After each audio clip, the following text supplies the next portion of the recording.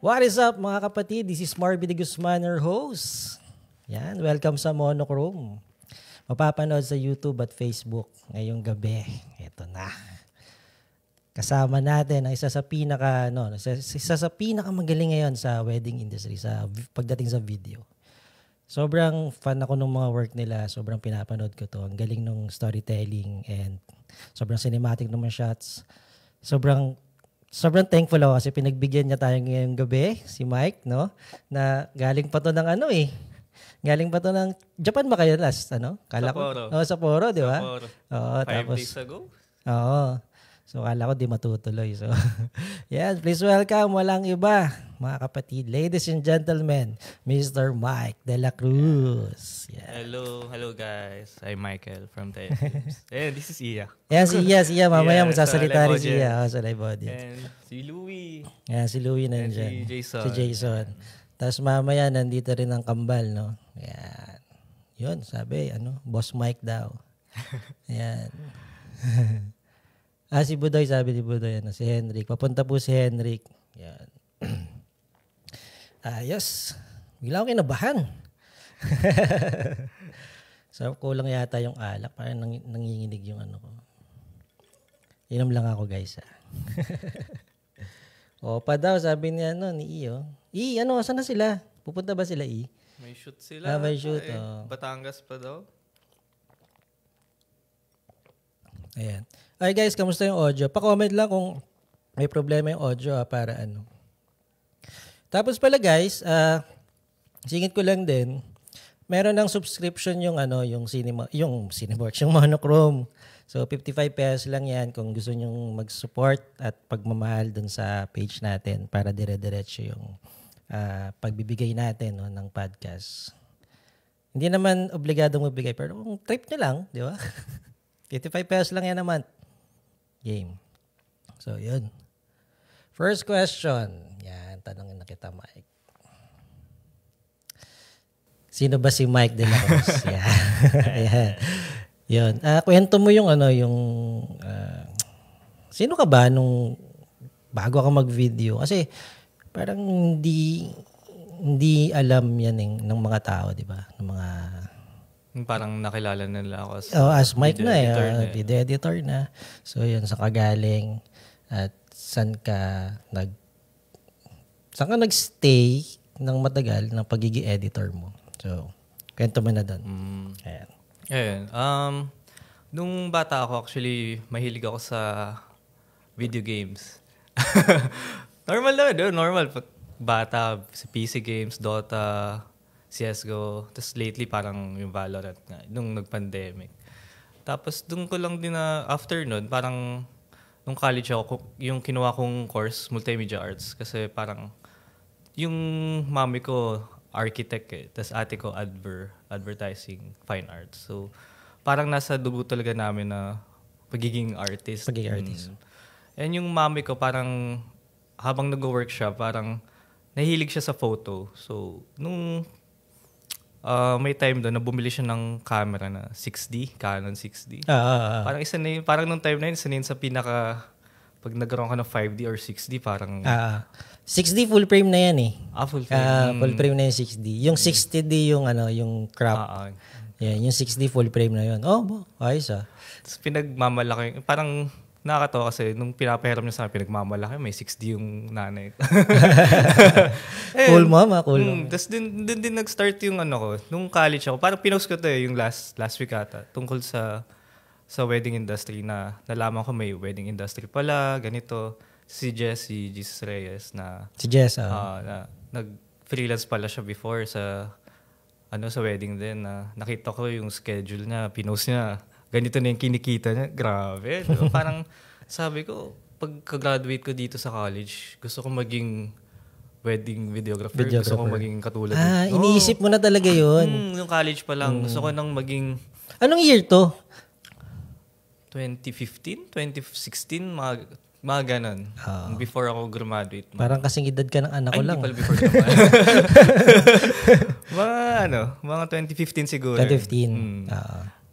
Tama. Tapos yung nagkataon, yung isa kong ka-schoolmate nag-ano din pala siya, medyo close ko si Abe, na nag-freelance din pala siya. Tapos idol din niya si Jess. Napag-usapan namin si Jess. So, yung nag-start ako, una kong freelance nun, sa wedding, binigay sa akin ni Abe. Kasi parang kinancel niya. Kinancel niya yung wedding, binigay niya sa akin. So, nung kinausap ako ng studio owner, tinanong ano yung camera ko, ang yabang ko pa. 6D po. Tapos, yung tinanong ano yung lens ko, sabi ko, lens ko 24-105, yung kit lens na ata ng mga Canon. Yun, yung first wedding ko, so super na-enjoy ko siya. Kahit sobrang noob ko nun, sobrang newbie ko nun. Pero na-enjoy ko siya kahit, kasi parang gusto ko na rin nung at a young age, parang gusto ko na kumita para sa sarili ko, ganun. And eventually, pagka-graduate, naghanap ako talaga ng studio na connected sa wedding. Sa wedding.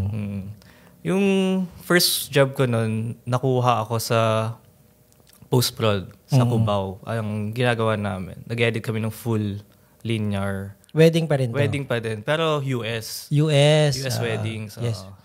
Tapos, parang dun din ako nahasa talaga na paano mabilis mag-edit, paano yung mga shortcut keys. And then, parang may time din doon. After 1 year, tumagal ako doon 1 year. 2017 yun. Tama ba? 2016 yun. Tapos after 1 year, mga around 2017, early 2017, yung office mate ko, nood siya ng video, ng wedding video. So nakinood kami. Sabi ko, wow, ang ganda nung shots. Ang ganda ng storytelling. Kala ko nung time na yun, magaling na ako. Tapos, yung napanood ko yung video, talaga yung from start to finish, ang ganda lahat ng shots, ang linis, ang ganda ng story, maiyak ka talaga. Pagtingin ko, ano siya, yung studio niya, Mayad. Yun na. Oh. So, sabi ko, ay, ang galing ng studio na to. Pag-check ko, ano pala sila? Pinoy, Philippines. So, kala ko taga-ibang bansa kasi ganda ng gawa. Pati yung market nila noon time, parang may international sila. Tapos meron silang Bali. Di ba? Iba-iba eh. Ang di ko makalimutan doon, yun yung first wedding na napanood ko sa Mayad. Ang nag-direct noon sila, si Nong King. Siya yung nandun talaga. Kasi Nong yung tawagan nila sa pag sa Iloilo. So, si King. Tapos, yun yung napanood ko. So, after weeks nun, ayun, parang nasa ano na yung ano ko, yung isip ko nun, Mayad. Yan. Mga isa sa mga magagaling. Ganun. Pero nung time na yun, kilala ko na rin sila, sila Sir Jason. Nanonood na rin ako ng mga works nila. So, nice print talaga. Mga idol ko nun before yun talaga. Nanonood ako. Para before ako mag-apply, may alam na ako sa pag-edit. So, eventually, after weeks lang talaga nagkataon na pagka-follow ko sa Mayad, nag-hiring sila ng wedding editor. Galing. So, nag-apply lang ako. Kung wala, edi nakatawa doon pa sa dating office. Guys, mag-a-apply ako sa Mayad. Alis na ako dito. Tapos parang, yung nag-apply lang ako, natanggap naman ako. Nag-test ako sa kanila. Dalawang beses nila ako Ano yung test ng Mayad? Mac SD siya. Punta ka lang doon, bibigyan ka nila ng raw files. Tapos, ikaw bahala sa song, ikaw bahala kung gaano kalinis, kung magkukulay ka ba. Yun. Tapos parang nagawa ko lang ata, mga 4.5. So, halimbawa, nag-apply ako sa Mayad, 10 tayo. Ilan yung matatanggap doon? Siguro nung time na yun, yung kinuha nila 2. Sa 10? Siguro, mga Hindi ko alam kung ilan kami. Kung ilan kayo. Pero, so, iba talaga yung taste, no? Yung taste talaga. Yung nakuha ata sa amin, 2 kami. Yung isa, si Steph, parang, pero sa chapter siya napunta. Chapter, Pero ako yung sa wedding talaga napunta. So yun, after nung nag-apply ka sa Mayad, dire-diretso na. As an editor. Yun. Nice. Ay, si Mio. Si Mio nandyan. So, kwento mo bro, no? Nasa Mayad ka, di ba? So, ano yung natutunan mo dun sa studio na yun? Kasi, totoo lang, mahirap magtayo ng sarili mong company. Di ba? Dapat talaga hasang-hasa ka dyan. Dapat alam mo yung gagawin mo. Kasi isang error mo lang dyan, may pagkakalagyan ka, lalo sa wedding, di ba? Isang mali mo lang sa wedding or isang ano mo lang, laglag yung studio mo eh. Ano yung pinaka natutunan mo nung nasa Mayad ka na hanggang ngayon dinadala mo? Siguro kasi siguro trait ko na kasi siya before. Parang pag tuwing nag-edit ako, kailangan maganda na yun nga, parang napag-usapan natin before na pag nag-edit ako, pag na-play na yung SDE ko, maganda na. May kulay na. Pag ano yung na-play sa mismong sa LED wall, dapat pwede na i-post yun after. So, dun kami trinain na dapat SDE mo, tapos na agad. Malinis, walang alog-alog yan. Maganda yung story mo. Kung i-re-edit mo siya pag-uwi, konting-konti na lang yan. Yun yung natutunan ko sa kanila. And nakatulong din siguro yung trait ko na pag ayoko kasi yung time, parang ayoko yung sa ibang tao na nakakaabala. Kasi parang halimbawa, di ba pag nag-edit ka, may lalapit sa yung chord, sir, ilang minutes pa po?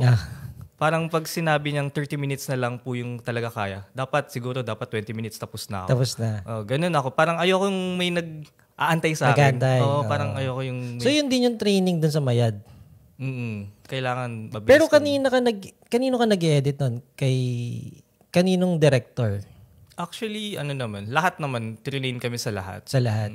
Pero yung kasi since from storytelling, yung nakita ko yung style ni King, di ba? Fashion. Doon ako nag-practice talaga. Yun yung gusto ko talaga before. Yun yung gusto. Pero nakapag-onsite ka kay King? Madami din. Pero kasi nakikita ko magkaiba kayo ng work eh. Ngayon, mamaya pag-usapan natin. Maganda yun kasi, di ba? So lahat papasukan mo, iba-ibang yan eh. Iba-ibang, si Carmela story. Di ba? Si King, music-driven plus cinematic. Tapos meron pa sila JR, iba-iba na yan. So, si Gabo pa, nandun pa si Gabo, di ba? Oo. So si Gab, ano ba yung style ni Gab? Si Herwin naman yung fan, di ba? Siya yung fan. So, siya rin yung Bali, di ba? Yung Bali. So, nag-edit ka lahat sa kanila. Tapos, syempre, yung trabaho mo, dapat yung vision nila eh. So, paano mo ginagawa yun? Kasi ako, as an editor, mahirap sa akin ibahin yung style ko pag doon ako nasanay. Sa isa lang. Sa isa lang, oo. Kasi halimbawa ako, cinematic. Cinematic lang all the way. Pag nag-power intro ako, di ko kaya yun. Hirap. Ang hirap nun. Bigyan mo ako story, ang hirap nun. Pero, ikaw, tumatalon ka sa mga directors, tapos napo-full up mo yung ganun mga video na, syempre, hindi naman pwedeng, pagka umupo ka dito kay King, hindi pwedeng, yung style mo yung gagawin mo eh. Siya yung masusunod, di ba? Pag pumunta ka kay Gab, iba rin yan. Di ba?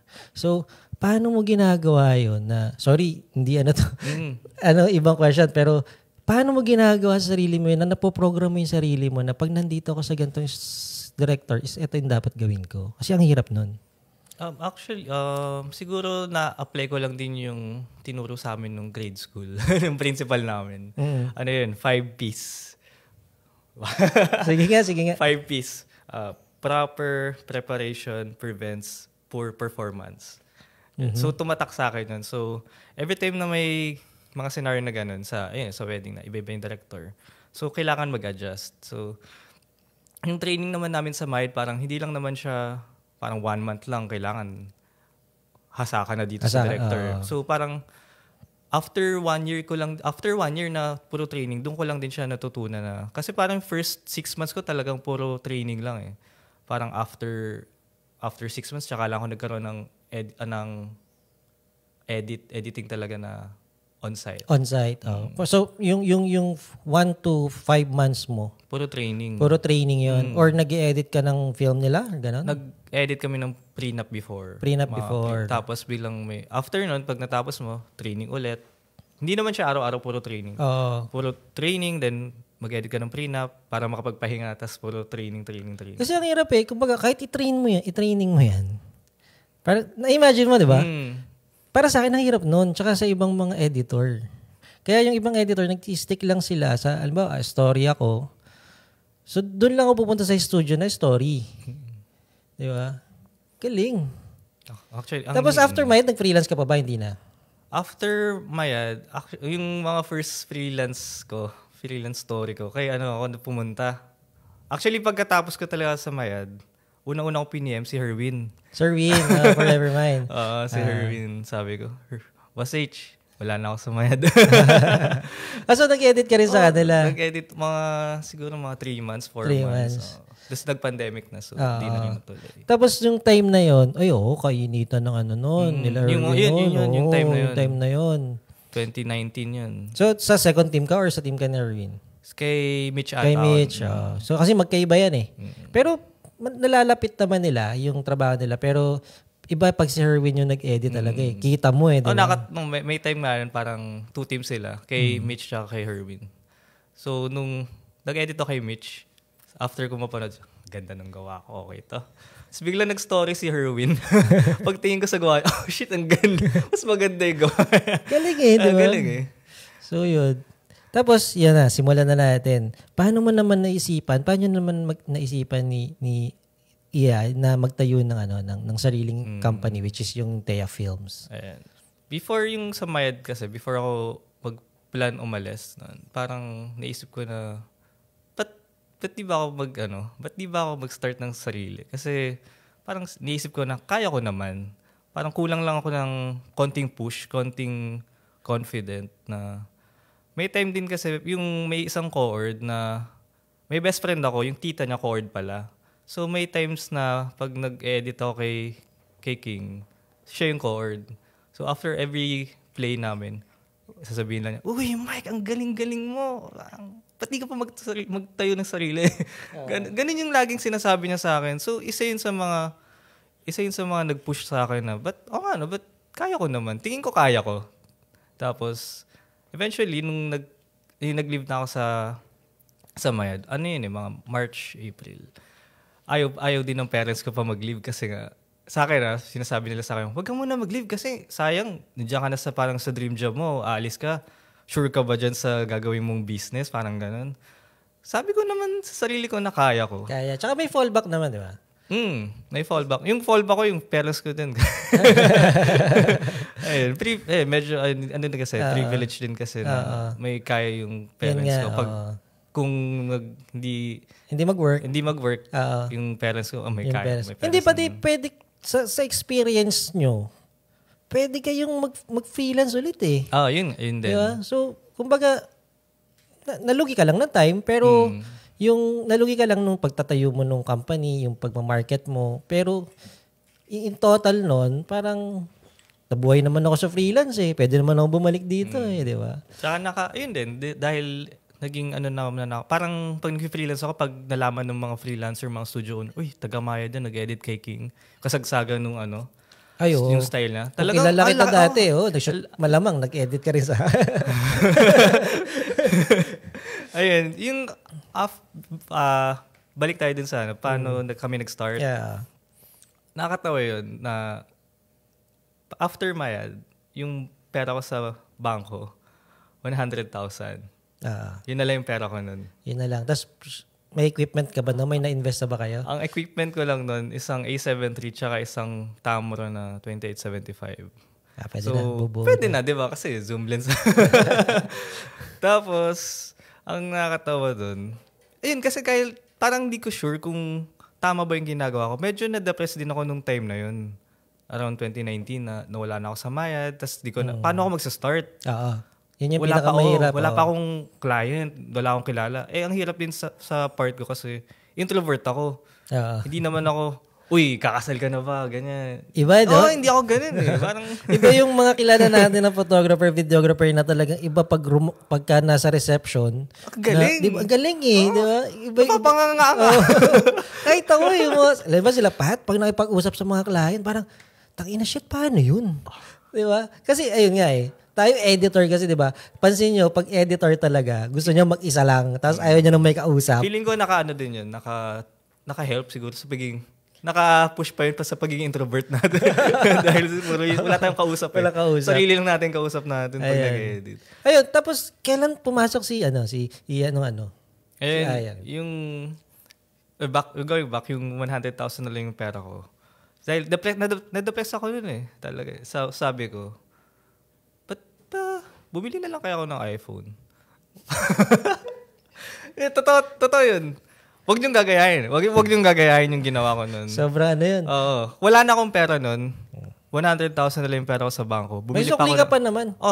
Nang natira, around 20,000. Pag uwi ko, ako. At least naka-iPhone ako. Ito yung iPhone na yun. Ayan yan. Ito yan. So, ano yan? 2019? 2019. 12 to. 12. Para may sa 13 na. 12 din ako. Yun. So, sabi ko, pag uwi ko, ba't ako bumili ng iPhone? Di ba parang mas kailangan ko ng laptop? So, nag-PM ako kay Iya, sabi ko, Bebe, pwede bang makahiram ng... Pero siya nasa Mahid pa nun? Nasa Mahid pa siya nun. So, dahil humiram ako sa kanya ng money. So, pang bili ng laptop.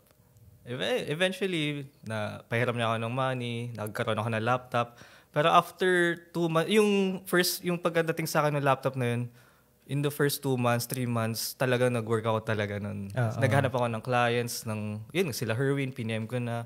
Lahat ng mga freelancer na nakikita ko sa Facebook lang, PNM ko lahat nun. Sabi ko na, pwede nyo na akong hire as a editor, gano'n.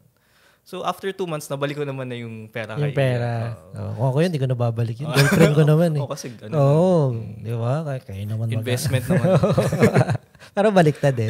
Dapat kayo nagbibigay sa kanya. Pero yun, tapos, yung kailan yun sabi mo na siseryosohin ko na to, yung Thea Films? Kailan yun? Actually, nung start na yun, yung nagkaroon kami ng first client namin, wala pa kaming pangalan. Parang 2 weeks before nung wedding nila, wala pa kaming pangalan. Nag-iisip pa kami ng pangalan. Paano mo nakuha yung client? Parang friend ni Iya. Yun. So parang free lang ata yun. Or may at cost. Para sa shooters din namin. So, unang name na naisip ko noon, parang paghaluin yung name namin. Second name ko, Nicolo. Siya, Chloe. So, sabi ko, Nicolay. Sabi ko, ganda rin. Nicolay Wedding Films. So, yes, Nicolay Films. Ganda rin. Social. Pero lang after a day, Mike, may Nicolay na pala. Ayun may photo.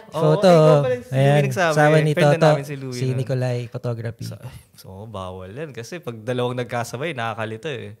So, parang isip ko na lang bigla out of nowhere. Thea, ba't di na lang pangalan mo? Thea Films na lang. Ayun. Sabi ko, ganda naman pakinggan. Ganda. Actually. Tapos, nung sinearch naman namin yung meaning nung Thea, parang in a Hebrew word, honest. Nakita ko nga dun sa website nyo, di ba? Nag-explain nyo rin siya. Galing, nung una naming client, parang dun ko din binuhos lahat eh. Parang lahat nung natutunan ko before, after ng 2 years, 3 years of editing, lahat nung natutunan ko. Yung mga shooters ko nun, parang di ko pa kilala first time nila sa akin. Yung first wedding mo, ano yung style na ginawa mo nun? Yung style na ginawa ko nun, kasi di ko siya binis dahil, hindi ako nag-fashion. Kasi parang nakita ko naman yung couple na hindi sila ganun eh. So, parang masayahin silang tao. So, gumawa ako ng fun style. Pero yun yung natutunan ko ng freelancing. Na pag kinukuha nila akong editor, ang gusto nila sa akin, dahil kilala nila ako na nag-edit yan kay King. Gusto nila yung wedding na yun, gusto fashion mabilis mga cuts, ganun. Pero pag nag-edit ako, nakikita ko yung couples na hindi naman bagay sa kanila. Parang hindi sila ganun. Doon ko natutunan na. So tinatanong ko yung studio owner, bro, yung couple ba, parang nirequest ba na ganito yung style nila? Ay, hindi. Parang kami lang yan. So na-feel ko, bakit? Bakit pinapaano yan? Ba't nyo pinupush yung couple na gano'n? Hindi kasi katulad ni King na nakikita ng couple na yun yung gawa niya. Gusto nila yun. So gagawin nila yun. Sila talaga yun. So, unlike yung nakita yung studio na, nakita ko yung sample mo kasi ganito yung story mo, tapos nauso yung power intro or yung fashion shoot, biglang yun yung gagawin mo, papagawa na. Medyo mali nga naman. So, sabi ko sa studio owner na, bro, di ko nagagawin yung fashion Dahil mas madali din sa akin. Totoo. Mas madali din sa akin, pero parang yun yung mas, parang deserve ng couple. Parang hindi sila mapapagod na So, yun yung ginagawa ko. Yun yung natutunan ko sa pagtayo sa sarili ko na parang kahit na-enjoy ko yung pag-edit ng mga ganung mga style ng editing. Kung hindi ganun yung couple, parang hindi ko ipupush. Yes. So, dahil since naisip ko din na introvert ako, hindi ako ganun eh. Hindi ko pupush yung couples namin. Na-attract namin ng mga couples na mga introvert din. So, yung mga style namin, parang, lang din, mga moments mga families. Candids, yeah. Ganda nga eh, parang nanonood ako ng mga wedding films nyo. Sabi ko, Yung sa amin din, parang ganun din yung ginagawa ko, parang mga moments. Pero ikat muna kita kasi si Ralph kanina pa nagwawala eh. Naubos na patience. Naubos na yung patience niya. Batiin nyo, kakasal lang yan. Shoutout kay Ralph Lee. Congrats. Nagugas ka na ba ng pinggan? Grabe. Ang dami sabi niya, una pa-shoutout po. Ganyan. Kalmado pa siya eh. Maya-maya, naubos na yung patience ko, Mike. Lagi, Brad, di ka busy ha. Kakakasal mo lang ha. Dapat, sa tabi ka na asawa mo ngayon ha. May shoot nga ata dapat sila ngayon. Talaga. Hindi na lang siya pinapunta. Ayan. Sige, putulin muna kita. Muna ako. Mag-promote lang muna ako ng guys, pasalamatan ko lang yung sponsors natin, yung Aperture Philippines. Yan. Tapos guys, meron palang caravan yung yung Lumix, Aperture and yung Surrey and Hollyland. Mag-message lang kayo dun sa Facebook nila kung gusto niyo mapuntahan kayo, tapos i-demo nila din yung product nila. Tapos free yun. Tapos bibigyan nila, may pamerienda pa. Yun. Check nyo lang. Tapos meron na rin palang subscription yung Monochrome. Ayan, binanggit ko kanina, kung gusto nyo i-support yung channel natin, pwede kayong magano dyan, 55 pesos lang monthly. Ayan. Tapos pag-usapan natin, balik tayo, yung style. So si Iya yung si yung style. Kasi si Iya talaga yung siya yung kumakausap sa clients. Ako kasi taga-edit lang talaga ako. Ayan. So dalawa yung bisita natin. Yan. Please welcome ang queen ng Thea Film. Yan, Iya de Guzman. Hi cousin. Hey cousin. Watch out. De Guzman ng ka ba? Kasi ako De Guzman ako kainta eh. De Guzman kami ng Valenzuela. Ay, sorry. Yan, Valenzuela. Yan. Valenzuela and I think Bulacan. Ibang relatives namin, yes. Ayun. Yung tanong ko kasi, ano ang videography and editing style ng Thea Films? Yan. Kasi sabi ni Mike, ang ganda nung gawa mo nung nakaraan dahil dun sa bridal fair nyo. So, kahapon, di ba? Yung stories mo. So, ikaw yung dapat magkwento nito. So, yan. Ayun. So, actually, kahapon ko lang din siya na plan siya. Sa Tagalda rin namin, parang overtime, since hindi nga kami, introverts kami, hindi kami ganun kagaling sa words. So parang as we work, yung couples din namin yung unti-unting nag-define ng style namin. Since, sabi nga ni Mike kanina, you attract what you are. Yes. So, ayun, eventually naki namin yung words to best describe our style. So, it's cinematic, authentic, and timeless. So, sabi nga namin, if makakita ka ng cat, so, I hope you remember us. So, cinematic, yung word na yun actually super sikat di ba? Parang kahit sinong videographer pwede siyang gamitin. Yes. So, it's so popular na to the point na iba-iba na yung version niya. Iba-iba na yung meaning niya to different people. But yung basic na meaning niya talaga is something that you see in the cinema.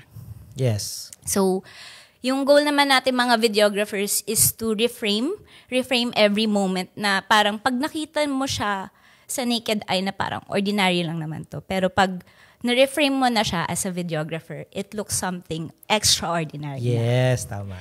Yun. So, that's one. And then, pero iba-iba yung definition sa kanya ng couples namin. May iba tinanong, pwede ba makakita ng cinematic na video niyo? Parang, ano bang definition niyo ng cinematic? Yun nga, di ba? Para sa sobrang lawak ng salitang cinematic, parang hindi na nila alam kung ano ba yung cinematic, di ba? Yeah, oo. So, ano na siya, subjective. Pero, ano siya, yun yung pros and cons ng word na yun. It doesn't bind you to one style. And at the same time, marirealign ka pa rin niya sa goal mo na maganda. Basta maganda. Basta maganda siyang tingnan. So, ayan, it could be sa color grading, sa slow motions, sa special effects. But kami siguro, lumipat kami dun sa more of, dun sa basta maganda siyang tingnan. Aesthetic framings, kumbaga. And then the next keyword is authentic. So, pag sinabi mong authentic, paano ba nagiging authentic yung isang moment? Kapag kaalam mong hindi siya fake, di ba? Yes. Yun lang naman yan. So, na-realize namin na parang, kami introverts kami. So, sa sarili naming wedding, parang ayaw namin ng fake, nung dinidirect kami, napipilitan kami. So, a wedding film becomes real to your eyes kapag alam mong hindi siya pilit. Tapos parang, kung may moments man, guided ka lang. Yes. Diba? And then, yung name ko din kasi, yun nga, na-mention din ni Mike na it came from the Hebrew word na truth, which is synonymous to honest. So, yung literal translation ng name namin is Honest Films. Pero hindi na namin ginamit yun kasi ayun, may mga nauna na din sa term na yun. Pero I guess yun naman yung universal goal ng mga filmmaker sa weddings natin. So, ayun. Then going back do sa tawag dito, yung sa last term, it's timeless. So, parang yung goal lang naman, after 50 years, pag pinanood mo siya, parang kahapon lang nangyari. Yes. Diba? Yung parang, pag winatch natin yung wedding film natin, wow pa rin tayo. Yung parang feeling natin, hindi tayo mapapa-cringe. Na to the point na, ang ganda ko dyan. Totoo yung iyak ko dyan. Yeah. So, what makes a wedding film timeless? So, it's a good narrative. Tama. So, isa sa mga na-appreciate ko na technique ni Mike when it comes to editing is yung kung paano siya mag-construct ng stories. Nga parang galing Parang sabi ko, pag nanonood ako ng mga film niya, parang, tangina shit, parang nandun ako na sa wedding Parang naintindihan ko lahat. Hindi, kasi parang ako magulo Yung ako Parang di naman. Pag nag-i-edit ako ng wedding magulo, kumbaga parang pinapasok ko lang, sige, pasok lang kayo dyan, basta bagay. Bagay sa kanta. Kasi music-driven ako Cinematic na music-driven. Bihira ako mag-story. Kung talagang may story yung kwento yung wedding. Yun nga, parang sinabi ko sa inyo kanina, diba? Kung ano yung binigay niyo sa akin, yun lang gagawin ko. Hindi ko pipilitin yan. Pero yung sa inyo, pag pinapanood ko, parang, tangina shit, paano na ginagawa yun? Galing. So, yun. Hindi ko rin alam kung paano ginagawa ni Mike. Pero yung napansin ko nun, parang lagi siya naghahanap ng bits of mini story in between the normal wedding timeline para magmukhang, ito yung totoong nangyari. And it's something unique and personal to the couple. So, I guess that's one of the factors that make wedding films timeless. Ganda. And then, another factor is the natural moments and emotional resonance. So, pag napapanood ng couples namin, and even kahit hindi namin couples, kahit mga nag-i-inquire pa lang, nakita ko to nung bridal fair, parang ilan sa kanila, bigla na lang naiiyak. Siguro kasi nakikita nila yung sarili nila. And to think na medyo magulo sa bridal fair, parang yung build-up kasi nung tuloy-tuloy yung moments na nakikita mo. So, it causes something na mag-steer sa emotions ng tao.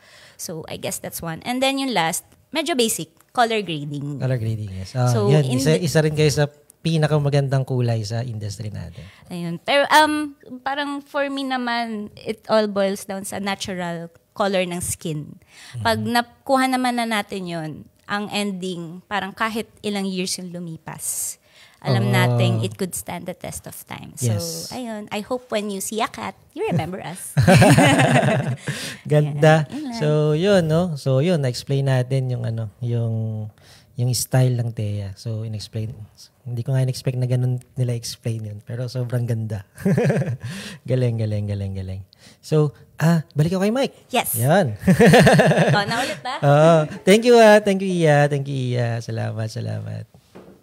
Napansin ko lang, nung ikaw yung nagsalita, ang daming stars na nagpadala. Ay, okay na ako dito. Pwede na. Si Randolph nagpadala. Sino ba? Sila nagpadala. 500 yung binigay. Ikaw dala kaya? Oo. Sabi sa inyo Si Moki na lang. Nagpadala na rin para si Moki. Si Ralph. Nagpadala si Ralph. Ayan, si Nico, nagpadala rin ng stars. Yan. Si Kay, nagpadala rin kay Benitez. Hello, Kay. Idol. So, yun. Ang ganda nun.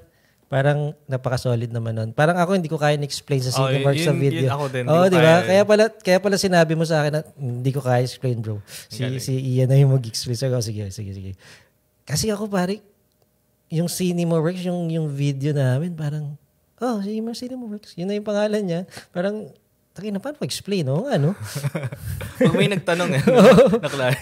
Hindi ko alam eh. Parang, hindi, cinematic. Yan, ganyan, ganito yung ano. Pero yung sabi mong yung may mga ganyan. May kinonect pa siya na cut yung pusa pa namin. Wala. Solid. Ayun, si Imo, nasan na kayo? Wala pa kayo dito. Ayan. So, eto na.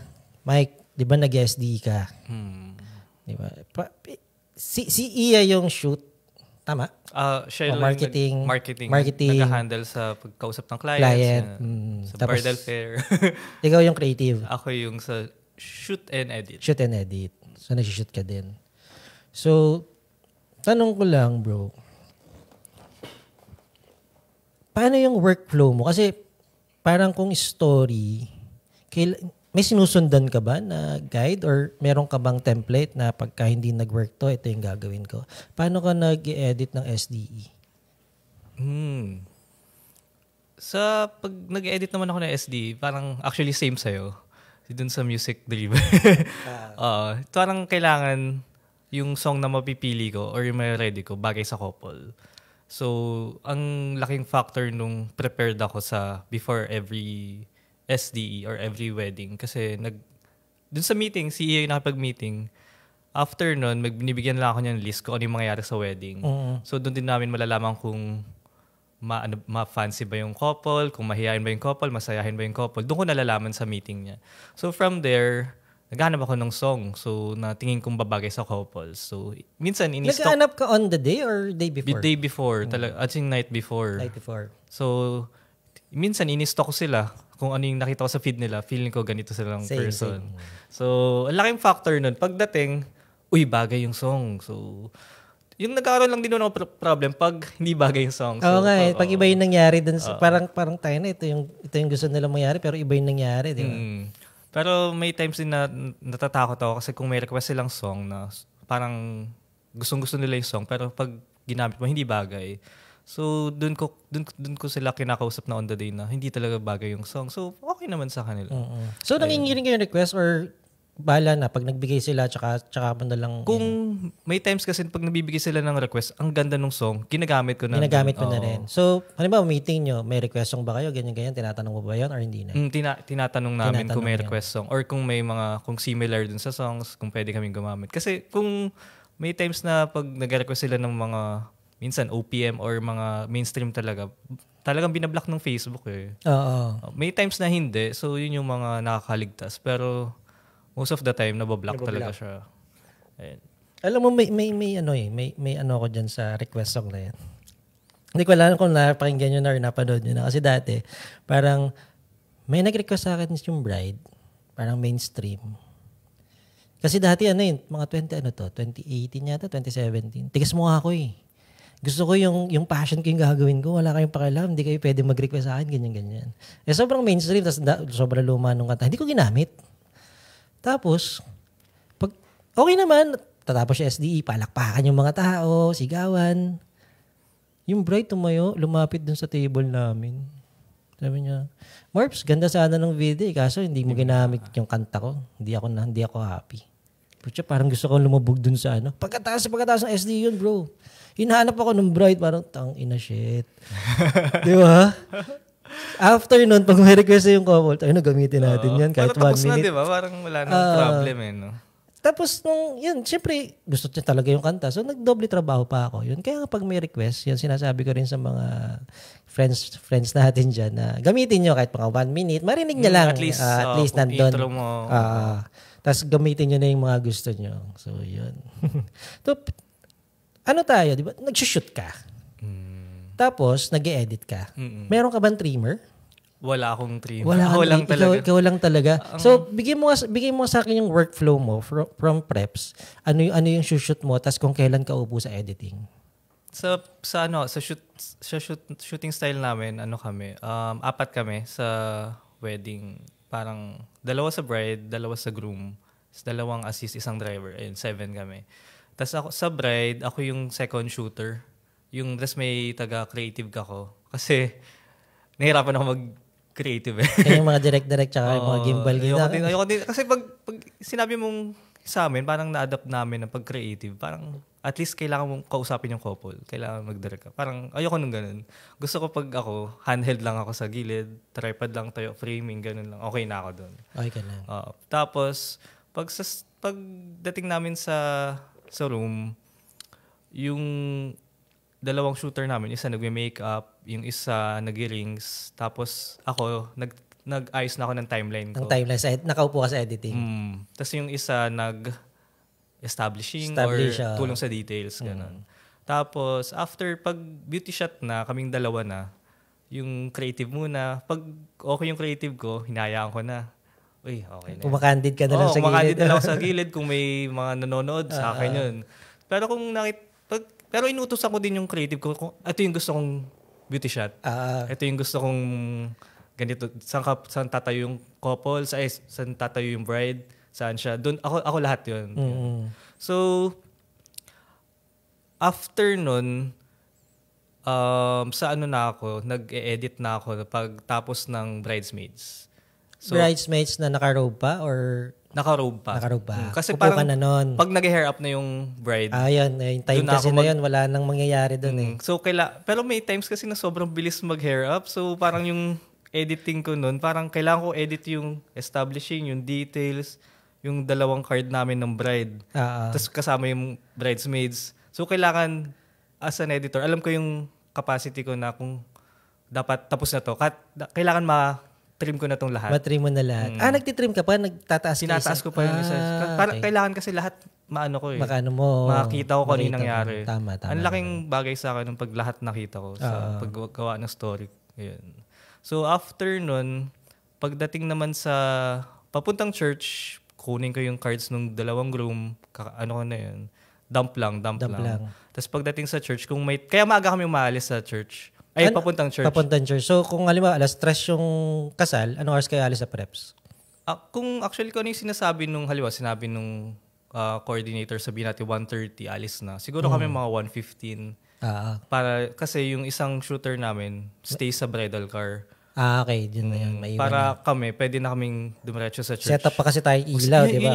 Yun yung ano sa akin struggle na pag hindi ka S-log, di ka 12-8, so kailangan mong mag-ilaw. So, ayun. Matagal din kasi set up ng ilaw.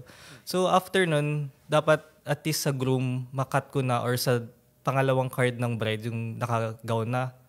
Tsaka mga bridesmaids na nakagaw or family. Kasi doon ako nakakuha ng mga story na moments na sa parents, nag-message sila. Ano na yung kwento, di ba? Yung pag nakagaw na yung bride. Kasi yung robe na yan, burn beauty shot, walang tawanan lang yan eh. Wala masyadong kwento yan eh. Pero dadating yung kwento pagka nakagaw tsaka nakasuot na yung groom. Di ba? Kasi nandun na yung minsan, merong iyakan or may story, may biglang mangyayari dun sa minsan yung tatay ng bride, pag nakita yung bride na nakagawan. First look. Di ba? Yung first look, di ba? Yung mga ganun eh. Isa yun sa favorite ko na nangyayari sa wedding, yung first look, tsaka yung sa parents. Yes, yun din yung napansin ko sa akin na ako kasi parang tahimik ako sa bahay na pag sa mga family gatherings ng halimbawa birthday ng mami ko, birthday ng daddy ko, di ako nag-I love you. Parang hirap na hirap pa ako mag-happy birthday. Happy birthday, I love you. Parang hirap na hirap pa ako sa ganun. So parang sinisip ko lagi, pag sa kasal ko, bibigay ko lahat. I mean, sabihin ko na kung gaano ko sila kamahal. Ganun. Tapos, so, inisip ko, yung mga same couples namin, na ganun din. Ganun din. So parang yun lang. Hindi expressive. Na hindi expressive. Dun lang talaga eh. So, feeling ko pag sa mga kasal lang nila, doon nila ibibigay yung moments nila na ito na lang yung time sa family ko na gano'n. Kasi ibang couples namin, aalis na ng ibang bansa. So doon sila, kasi ibang couples namin, may talaga naka-ready yung yung message nila sa parents. So doon natutuwa ako doon. Kasi parang nakikita ko talaga yung sarili ko sa kanila. Kasi bukod sa vows, isa yun sa makaka-touch sa mga audience. Sa story, di ba? So pagdating mo sa church, nag-shoot ka pa ng marching? Nag-shoot pa ako ng marching. Malala. Nag-shoot pa ako ng marching. So, ang setup namin doon, yung creative sa backshot, tapos main cam sa gitna, tapos yung isang reaction sa kanan, ako sa kaliwa para pag ganunan kami. Pa-cross kami. Ex kayo. Sa akin si groom. Tapos sa akin din si bridesmaids. Oo. Actually maganda yung angle Mas maganda yung angle Kasi foreground mo yung bridesmaids as focus ka rin sa groom So, pero, tas yung isa sa dagdag sa reaction din sa bridesmaids or sa groomsmen. Tapos, ayun, after ng kay groom, di pa ako mag-edit. Hindi ka mag-edit doon. Sabihin ko pa, drone pa kuha. Sipag mo parang sabi ko kasi parang may time din na 2 years, 3 years straight na kahit puro San Agustin kami, puro Manila Cathedral kami, kahit San Pedro Calungsod, gusto ko yung drone, iba-iba. Iba-iba. Kahit parang ayokong lumabas sa couples na yung drone ko parang stock footage lang. Parang ganun. Kahit aray ko naman. Ay, hindi. Sa akin lang yun. Kasi lang yun. Kasi maraming tatamaan doon. Kasi sa akin, parang pag wedding ko, ayokong mangyayari yun. Pero gets ko kung bakit ginagawa siya. Kasi parang makikita lang naman sa establishing lang naman ng church. Tsaka minsan yung permit din. Yung permit mahirap. Minsan dati maluwag, ngayon mahirap. Higpit na. So, ayun. After nung drone ko na yun, doon ako magka-cut ng walk, lahat. Tapos, after nun, di na ako nagsushoot. Talagang edit na yun tuloy hanggang... Yung maiwan sa post na sila yung tao tatlo na sila yung creative ko. Tapos, ang laking bagay pala nung Comset. Haliland. Haliland ba yung niya? Wala pa kami. So, pinahiram lang kami ni Natrick. Yan. Sige. Sabihin natin sa Haliland dyan. Haliland, wala pang Comset siyang ang Thea Films. Ilang kayo sa team? Hindi, kahit 5. Hindi, kasi 6 yung 4, 6, 8. Kahit 6, oo. 6. Sige, bigyan natin ng discount to, Haliland. Punta ka sa sa 27. Dito sa bahay. Invite ko kayo. Andito yung Haliland, Aperture, tapos Surrey, ide-demo nila yung mga anamorphic nila, and yung Lumix. Yan, yung 4 na brand nandito sa bahay. Wow. Yan. Magde-demo sila. Yun yung caravan nila. Ayun. Maganda yun, Paps. Malaking bagay. Alam mo yung nagka-concept kami? Parang naging magkakaibigan yung mga tao ko. Shooter, shooter. Kasi chismisa sila ng chismisa dun. Hindi, pero share ko lang, yung wedding ni Ralph. Kasi pag kasama namin sila Mio, lagi sila ng Comset. Sabi, yabang naman. Naka-Comset. Tapos yung shooter sa trick, pinahiram kami ng Comset. So, naglabas kami ng Comset. Pagtayo ko, ganun pa ako. Ano kayo ngayon? May Comset. Pero laking tulong. Laking tulong. Kahit 4 lang kami sa ceremony, kasi gusto ko din may reaction yung parents ng bride pagpasok ng bride. Gusto ko may reaction yung dalawa kami. So pero pag tumutok ako sa parents, wala ako sa groom. Wala sa groom. So sabi ko sa assistant namin, pag umiyak si Ralph, tawagin mo agad ako. So pag bukas, inuna ko muna yung parents. So doon ako sa tatay ni bride. Doon muna ako. Okay na? Umiyak na si Ralph. Takbo ako sa harap. Di ba? Hinabol ko yung iyak niya. Nakaset up na yung tripod, nilagay ko na lang. Sobrang laking tulong ng Comset. Wala kang mamimiss Kasi, kumbaga, dumadami yung mata mo Tapos, halimbawa, nagbabaws kayo, Chip, nakita yung tripod doon. Kasi yung kumakaway kang ganun. Ano yung couple? Siyempre, yung Nina, kakaway din sa'yo. Ako ba? Di ba? Totoo naman Di ba yung kawayan sa church? Tapos may kita yung background. Parang, tangina, sino kinakaway nun? Tayo ba yun? Hindi yung tao niya. Pag may Comset kayo, di ba, parang, tangina, kita yung tripod, tabi mo ng konti. Yung ilaw, silaw na yung camera, tabi. Laking bagay. Kasi yung kamayan. Dati kasi, sobrang yabang ko dati. Tangina, hindi namin kailangan niya. Kasi, tangina, tingin na lang namin. Alam na namin Puta, nakagamit kami ng Comset. Puta, hindi pala. Tangina, mas maganda ba? Mas madali pa mas madali pala to. Workflow. Oo. Tapos, bro, so nagsimula na yung Thea. Okay na. Kamusta yung first nyo na out of town? Ano yung feeling? Paano mo na full of yon? Kwento mo nga yung first time nyo na out of the country, di ba? Prenup or yung wedding? Siguro sa wedding tayo kasi yung wedding sa prenup medyo madali yun Pero yung wedding paano mo ginawa nyo? Ilan kayo naglumipad nun? Tatlo lang kami nun. Tatlo kami nun. Dami yun Actually, dami yun. Normally dalawa kasi para daw ang nagiging tingin kong problem sa couples, parang gusto nila dalawa lang yung pinapalipad nila, tapos gusto nila may SDE.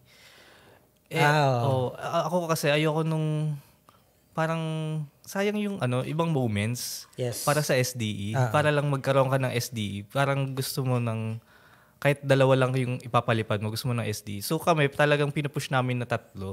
So pero hinapush namin yung 3 shooter kami. Wala pa ng SDE. Wala pa din. So laking bagay nung yung first out of the country namin sa Australia na wedding. Sydney ata. Ganda nung wedding nila. So Christian pa siya. Ganda. Kwento mo yung experience mo dun sa Sydney. Na 3 lang kayo. Kumuha ba kayo ng mga Pinoy doon na Kasi maraming Pinoy sa Sydney na videographer. Actually, din yung inano ko. Hindi ko naisip yun. Kumuha pa. Pwede naman 2, tapos kuha ka na lang na isa. Ang kinuha ko yung kakilala ko, parang yung trusted. Kasi siguro, umata kayo introvert, may kakausapin ka na naman, di mo kailangan. So, tuso mo. Siguro yun. Yung 3 kami, parang same lang din. Parang nawala lang din yung isang reaction na shooter, additional. So, dahil ako yung sa groom na reaction sa marching, kumukuha lang din ako candid sa And ang laking tulong pala sa akin nun dahil editor ako. Kung ano yung kailangan ko sa SDE. Mas less trabaho. So, pag kukuha lang ako, okay, bilang lang ako 3. Kuha ko ng reaction shot dito, 3 seconds. Okay, lipat, 3 seconds. Okay, pasok yan.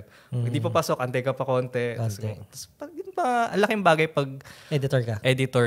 Editor ka muna, din naging videographer ka. Sobrang laking bagay. Sobrang laking bagay. Kesa videographer, tapos naging editor. Parang baliktad eh. Parang yun nga parang sa akin yun. Ganon din nangyari sa akin. Edit muna ako, tapos bago ako naging videographer. Yun. Pero yun din yung may mga moments na nakita ko na pag editor ka lang, hindi ka videographer. Parang pag halimbawa, editor ka, tapos may nakita kang shot na, ba't ganito yung shot? Ang pangit. Ba't ang alog? Ba't ganito shot mo? Tapos papagalitan mo pa yung shooter mo. Pero nung natry ko naman, mahirap talaga. Mahirap talaga. So talagang kung editor ka / videographer, maintindihan mo eh. So malaking bagay nun. Sabihin sa'yo, pag editor yung umaalog, editor din yung napagalitan mo. Sir, ano lang yan? 5 warp stabilizer lang. Pwede na yan. 5 pato. Ano yung pinagkaiba ng Pinoy yung sinot sa Australia? Pinoy. Pero Anong pinagkaiba ng wedding na Pinoy sa Australia at wedding na Pinoy dito sa atin? Actually, yung sa wedding kasi, parang in general, pag wedding sa ibang bansa, parang na-adapt nila yung Western. Mabilis lang talaga yung preps. Tapos yung ceremony nila, mabilis lang din. Meron ba sila ng mga robe shot, boxer shorts? Wala. Actually, feeling ko na-adapt nila sa atin yun. Na-adapt nila sa atin yun. So, nung nag-shoot kayo, meron? Meron. Pero mabilis lang kami kasi mas gusto ko yung sa gawa na tsaka sa parents. Ayun. So, anong pinagkaiba ng crowd? Yun nga.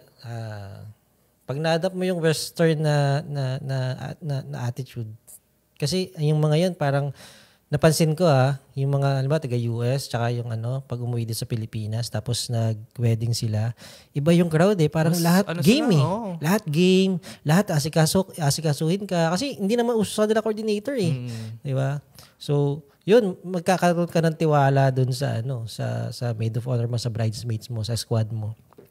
Tapos yun nga, pag nag-play ka ng SDE, sobrang, di ba? Sobrang appreciative na parang lumalapit pa sa akin you made that video para pa tayo. Di ba? Parang gano'n, parang okay, sige. Kaya sarap. Para sa akin, parang normal. Normal lang kasi araw-araw mo ginagawa sa kanila. Minsan mas maganda pa yung gawa mo sa Pilipino na tiga dito kaysa sa kanila, pero iba yung chill ka lang sa kanila, tapos paano mo ginawa yun, di ba? Sobrang gano'n sila. So, yun. Nice. So, hindi naman mahirap mag-shoot sa ibang bansa. Ang mahirap lang kasi kulang ka ng manpower. Kulang ka ng manpower.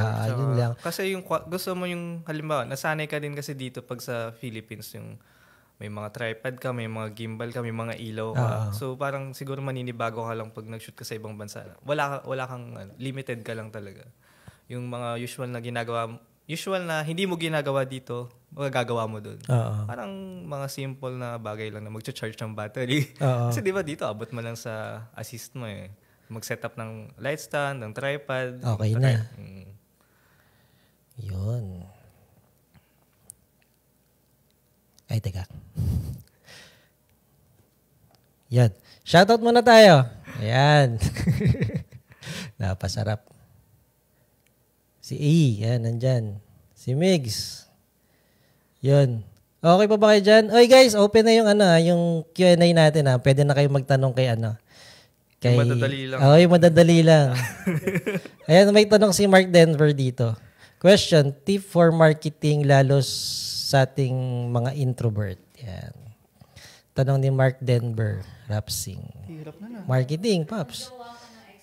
Actually, kung yung tips for marketing, kasi kung for business side na kung tapos editor ka or videographer ka, tapos magtatayo ka ng sarili mong business, ang hirap pag isa ka lang Kasi lahat yan gagawin mo. Ikaw mag-edit, ikaw mag-shoot, tapos pag uwi mo, mag-market ka pa. Pag uwi mo, magka-copy ka pa ng files. Hindi Kailangan mong may at least may dalawa kayo, may partner kayo na kailangan itong marketing, hindi sa'yo. Para ikaw, as an introvert, makapag-focus ka sa edit mo. Yung isa namang partner mo, makapag-focus sa marketing. So, ayun. Kailangan mo talaga ng partner. Mahirap pag isa, sobrang hirap siya. Hindi man partner, pero kailangan mo ng tao para dun sa... I mean, partner sa business. Sa business, di ba? Para dun sa trabaho na yun. Pero halimbawa, wala kang partner. Paano ba kayo nagma-market? Ano ba yung tip nyo? Nagba-bridal fair ba kayo? Mas maganda ba sa magazine? Mas maganda ba sa ganito? So, yun. Actually, ngayon, parang ang lakas ng reels. So, kung at least dun sa paggagawa ka lang ng extra reels, kung mga extra videos, reels lang gagawin mo, hindi ka na pag-usap sa client. So, kung SDE mo, gawa mo siya ng mga reels lang kahit yung 7-minute na SDE mo, gawa mo siya ng reel ng mga best shots or best moments na tigwa 1 minute, post mo lang sa reels. Tuloy-tuloy lang, kahit tuloy-tuloy mo yung reels mo na yan. Kahit siguro out of 10 dun sa reels mo, isa dun, may isang mataas yung views, okay na yun. Okay diba? na. Market na rin yan, pang-market na rin yan. Pero kayo, ano iba yung majority ng client na nakukuha nyo? Sa social media ba? Sa bridal fair ba? Or sa magazine ba? Yung sa amin, parang iba-iba, no? Hati-hati malakas yung referral, yung referral, word of mouth ng mga couples namin. So, ang lakas din sa mga bridesmaids nila. And laking bagay din sa bridal fair kasi pag nakita nila, uy, sino ba tong videographer na to? Sino ba tong Thea Films na to? Pag sinearch nila, papanoorin yung gawa mo. So, ayun. And siguro yung tips lang din para pag sa marketing. Huwag mo i-post lahat. I mean, kailangan kung filtered lang. Kung tingin mong yung editing mo doon or yung story mo doon hindi masyadong solid sa'yo, huwag mo nang ipilit na i-post. Hindi, tsaka nabanggit mo yung reels. Pwede mong edit ng reels. Reels na lang, di ba? Kung hindi naman talaga ganun ka-solid yung nangyari dun sa wedding. Sabihin natin kung may 10 wedding ka in 15 days, wag yung 10 wedding na yun, wag mo ipopost lahat yun. Kasi, so kailangan yung quality ng work ng gawa mo, dapat pantay-pantay lahat magaganda. Hindi dapat, kung yung post mo ngayon maganda, tapos yung next wedding mo medyo sakto lang. Sakto lang. Huwag mo na i-post yung mga kung gawa ka na lang ng reels mo. Yan. Tapos, sa bridal fair, pwede ko ba itanong yun? Kung ilan yung average wedding nyo in a year? Nagsimula kayo ng 2019, di ba? So, yun. Yung nag-start kami in 2019, siguro weddings lang namin, mga 20. Ganun. Tapos siguro ngayon umabot na 100 plus 100 per year. Starting nung anong taon to? 2022. Kasi after pandemic na rin Oo. So yun nagsimula kay 2019 tapos biglang pandemic. Yun din pala, yun hindi ko nabanggit kanina, yung struggles. Yung struggles, no? Sige, kwento mo nga yun, yung struggles nyo rin sa Kasi nakita ko rin sa website 2019. Imposible naman January nag-start to. Siguro mga mid-year to. Tapos biglang March ng 2020, pandemic, di ba? So, paano ginawa nyo doon? Unang-una, nag-invest ka na Tapos wala kang freelance, wala ka lahat. Tapos 20K na lang yung pera ko. 20K na ka, bumili kasi iPhone, di ba? Inuna mo yung iPhone o ipon, di ba? iPhone yung inuna mo. Worth it naman. Worth it naman. Ngayon, gamit mo. Laking bagay kasi pag naisip ko, ba't ako bili ng iPhone? Yung defense mechanism ko. Pag magsiselfie kami ng couple, wow, iPhone. Para normal na iPhone, lahat ng tao ng iPhone ngayon. Pero yun nga, paano yung struggle nyo? Kasi yun nga, parang 2019 tas 2020, pandemic. Sarado lahat. Ano pa ginawa natin? Actually, yung naging sa akin kasi nun, yung 2019, may mga weddings na rin kami, yung 2019. So, medyo nakaipon din ako ng konti. So, parang, yung 2020, nagpahinga lang talaga ako noong 2020. Parang 2020, mga late 2020 na ako, parang nag-post na kami ulit ng mga online, may nagkaroon kasi online fair, parang gano'n. Tapos mga, short films. Ayun, ano din pala ako, nag-PM ako sa mga influencer na, gawang namin kayo ng short film. Kasi ang lakas ng mga influencer, no? Kasi lahat ng tao nanonood sa kanila. Oo. So, may mga naman, may mga nag-reply naman, sila Christine Samson, yun, kung kilala mo yun. So, nirakit mo yun, yung short mga film, content? Short film. So, tungkol din sa, yung message ng short film na tungkol sa pandemic, paano makabangon ulit. So, ang laking bagay din ng mga short film namin before na nakatulong sa... Kasi kung pandemic, parang ibang tao, parang nagpapahinga lang talaga eh. Oo, ako nagpahinga lang talaga ako. Yung kami parang... Alam mo yung ginawa ko ng pandemic, may studio kasi ako sa bahay. So ginawa ko, tinanggal ko lahat yung computer, nilipat ko rin sa kwarto. Kasi malaki studio ko eh. Yung kwarto namin mag-asawa, doon ko nilagay. So, ginawa ko entertainment room yung studio namin. Kasi iwala yun eh. Parang ganito yung sa bahay ko, diba? Yung lumang bahay namin sa Palangoy, ganyan din. May bahay, tapos ito yung studio. So, ang ginawa ko, para kaming dalawa lang mag-asawa, yung mga bata nandun sa loob. Nilipat namin yung kami mag-asawa doon sa studio. Tapos yun, nod lang kami nanood ng Wala. Paano ba? Yung pandemic, parang sarap eh. Sarap nung walang ginagawa. Yung may times nung pandemic, kami nila JR, Villaroas, tsaka si Miko. Dota lang talaga kami nun. Dota lang. Nagigising kami nun 8 a.m. or 10 a.m. Magdodota kami nun hanggang 5 a.m. Ganun kami. Pero kumikita ba yung Dota?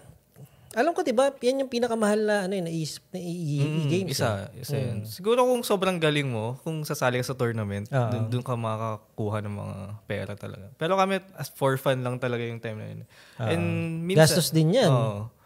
Tapos, ayun din, yung sa bride, yung parang may time din nun before, parang may nangyari ng pandemic, may nakawalang ostrich. Ewan ko naalala niyo yun? May nakawalang ostrich. Yung nag-viral yun yung video. May ostrich na gumagana. Sa inyo ba yun? I mean, hindi. Ang ginawa namin nun, gawa natin siya ng poster. Gumawa kami ng poster na... Gumawa kayo meme? Parang gano'n na, parang pang-advertising. Gawa tayo ng ostrich na may veil sa likod na tumatakbo. So, yung message nun kahit... Ba't ba ostrich? Saan siya... Sa village yun, di ba? Sa village. Ba't saan natin siya kinunik?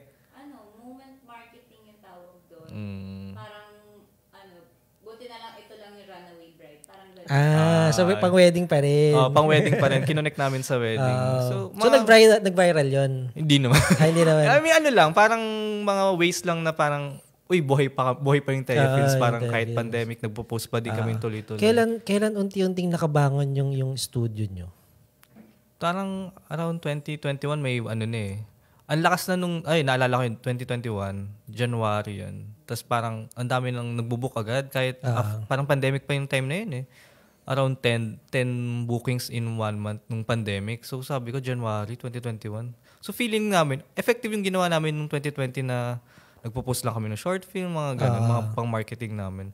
So ang laking bagay nung ginawa namin nung pandemic. So nung 2021, tuloy-tuloy na siya yung bookings namin. Booking hanggang ngayon?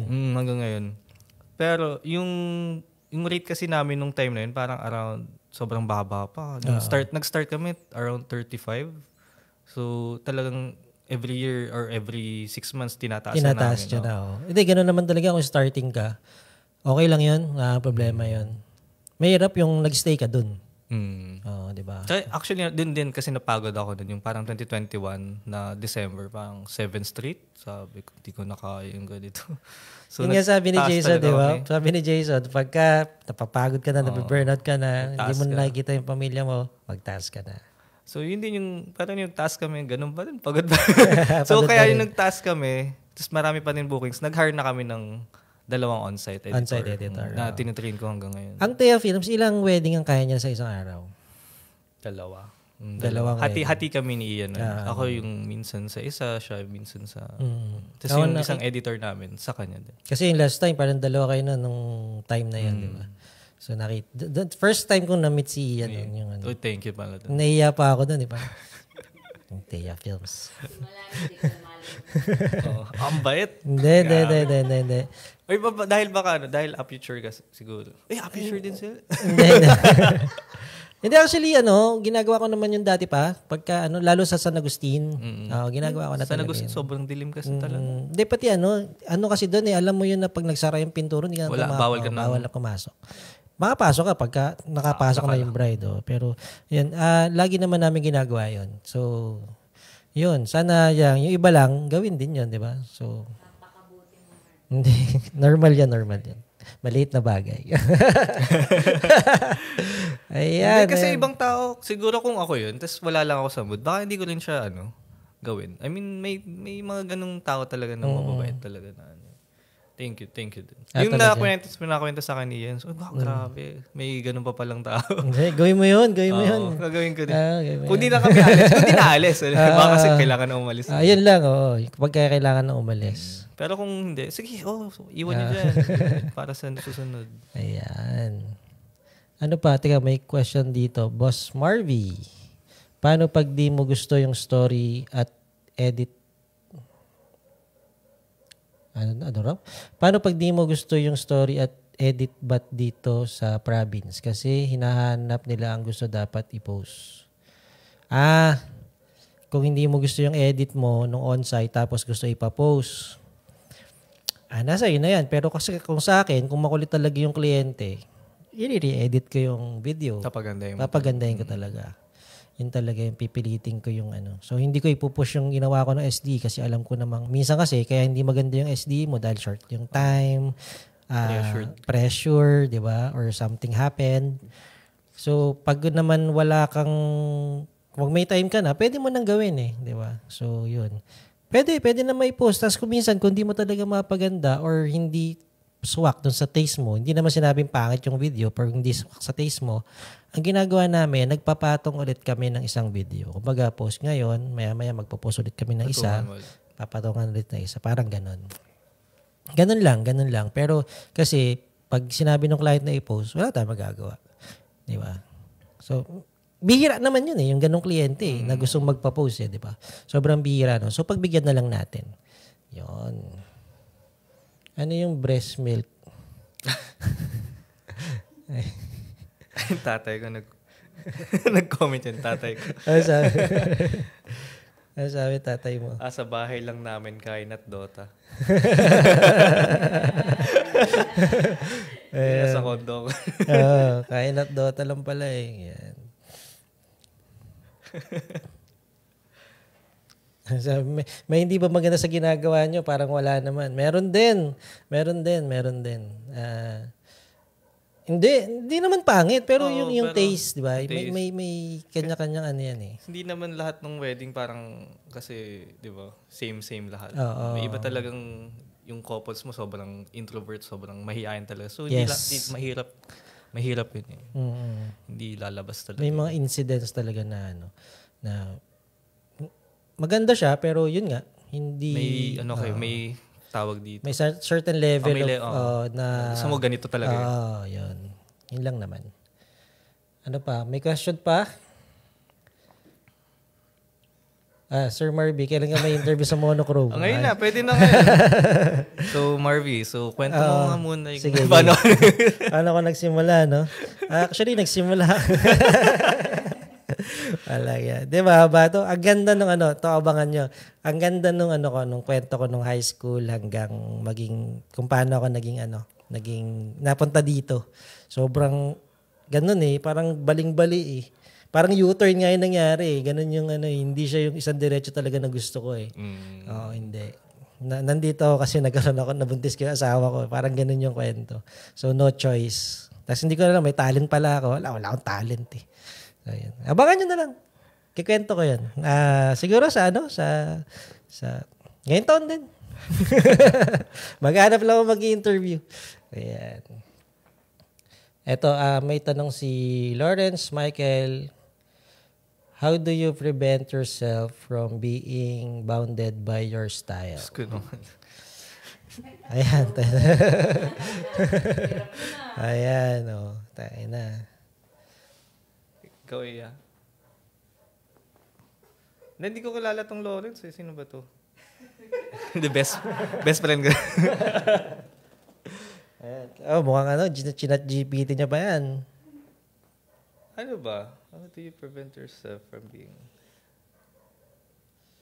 Feeling ko kasi dahil yung kung ano lang talaga ako, parang... Ayokong pilitin kasi pag hindi ako ganito, hindi ako magaling sa ganito eh. So, ba't ko gagawin? Ba't ko pipilitin? Yes, parang, yes. Pero may nag-request na ba sa'yo na before. gusto ko style ni ganito, ni Oo, ganyan? before. Yung mga simula pa lang kami, normal yun sa amin. So, kasi since nagsa-start kami nun, trinay namin.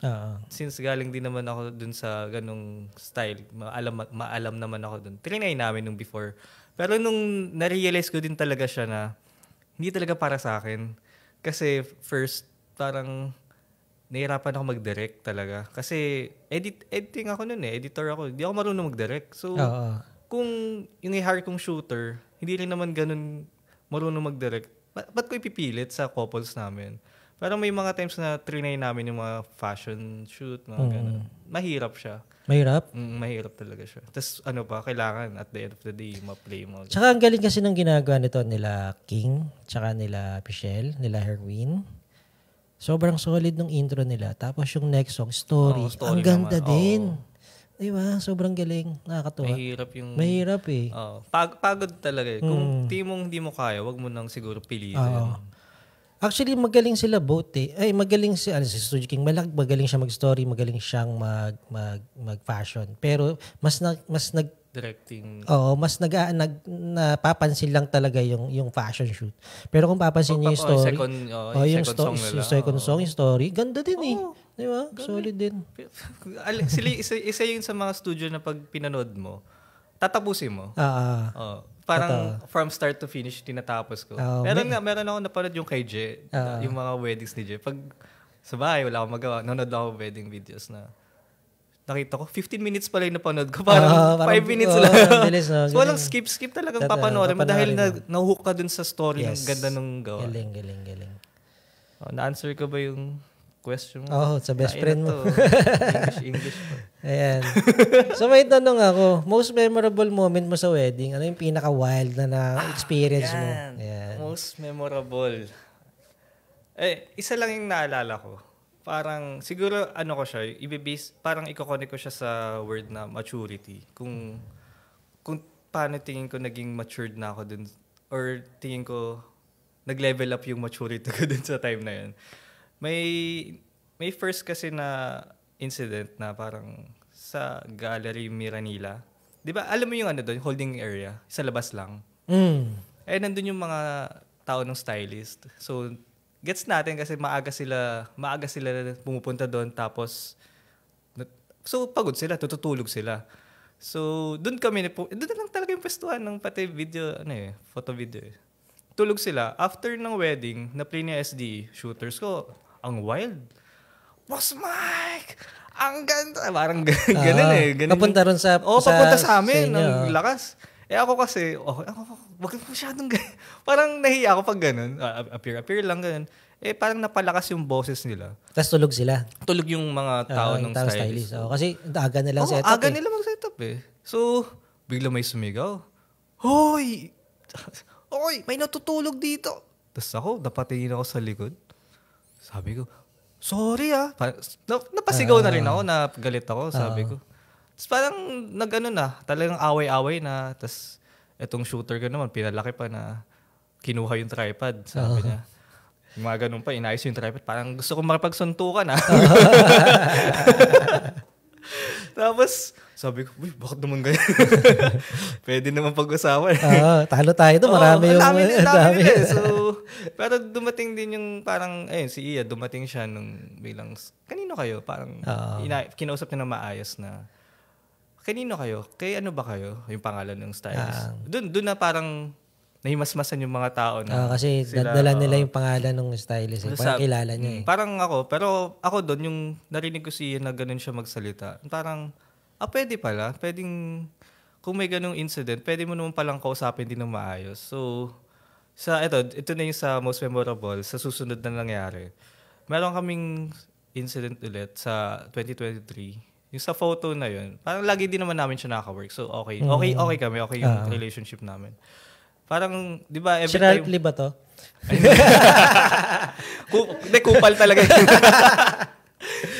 Ayun, may shooter sila. Parang 2 teams din kasi sila. So, naghati din sila. So, nandun yung studio owner din. Tapos, di ba, normal naman sa weddings na pagpunta mo sa hotel, nakita mo yung mga photo, mga shooters nila, fist bump, di ba? Normal. Uy, kamusta? Ganyan. Last mo, ganyan. Tapos, etong shooter nila, yung second shooter nila sa bride, parang late dumating. So, wala kaming chance na nakausap siya or fist bump or normal na ganun eh. Kasi, pag na-fist bump mo na yung isang tao, parang all the way hanggang reception, okay kayo eh. Kahit first time nyo mag-meet. Totoo. Tapos, nung usual sa wedding, dalawa kami sa video, dalawa sila sa photo. Yung isang head nila, tas ako yung head, tapos yung isang creative ko. Tapos yung head nila, nakausap ko, medyo okay din kami. Usual, di ba, pag magde-direct ka, photo muna, yung head photo, bibigay na sa akin, bibigay sa video. Ganun yung nangyari. Unang shot, tapos na yung photo, yung head photo, binigay na sa akin. Parang wala pa ako sa wala pa ako. So binigay ko sa creative ko. Sige, bro, Dilin, muna. Glide ka muna dyan. Dun sa bintana lang, sabi ko. Pag open niya ng gimbal niya, low-bat. Sabi ko, sorry boss Mike, low-bat. Sabi ko sa photo, so sorry bro, kayo muna ulit. Ginanong ko muna. So, binigay niya dun sa second shooter niya. So, okay na. Nag-shoot na yung second shooter niya. Tapos, after nun, napapatagal na. Sobrang tagal na. Sabi nung head photo, bro, bigay mo na sa video. Tapos ang sagot nung second photo, hindi pa daw sila ready. Hindi pa sila ready. Ganun, as in, pag ganun talaga. Tapos sa harap ng kliyente? Sa harap ng kliyente. Yun lang. Yung dugo ko, galing pa, umakyat na hanggang tuhod. Okay, sige. Okay lang. Pinagbigyan ko lang. Tapos nung second time, bridesmaids na. 'Di ba sa same wedding? Yun lang din 'yun. Pumasok na kami sa bridesmaids. Kaming tatlo, yung head photo, ako, tsaka yung second shooter ko, nasa loob ng kwarto. Tapos yung second photo, nasa labas ng room. May siya doon. So usual setup, una photo, head photo, tas bibigay sa akin. After nung photo, binigay sa akin. Pagbigay sa akin, nagde-direct na ako, sasabihin ko na bridesmaids, hug nyo naman si ganyan. Biglang may nirinig ako, may sumisigaw sa labas. Naisip ko na, nagde-direct pala yung photo sa labas, yung second photo. So sabi ko, since ako yung nakakaalam nun sa scenario, kasi baka di naman alam ng second photo na binigay na pala sa akin. So, hinayaan ko na. So, sabi nung second photo, nagde-direct na yung second photo, pero yung shooter ko pala, nakaharang sa pinto. So, sabi nung second photo, kinausap niya yung head photo. Bro, yung isang video, nakaharang. Ang naasar ako, ba't hindi mo pwede mo naman kausapin straight, di ba? Ba't pinapadamo pa dun sa isang photo mo?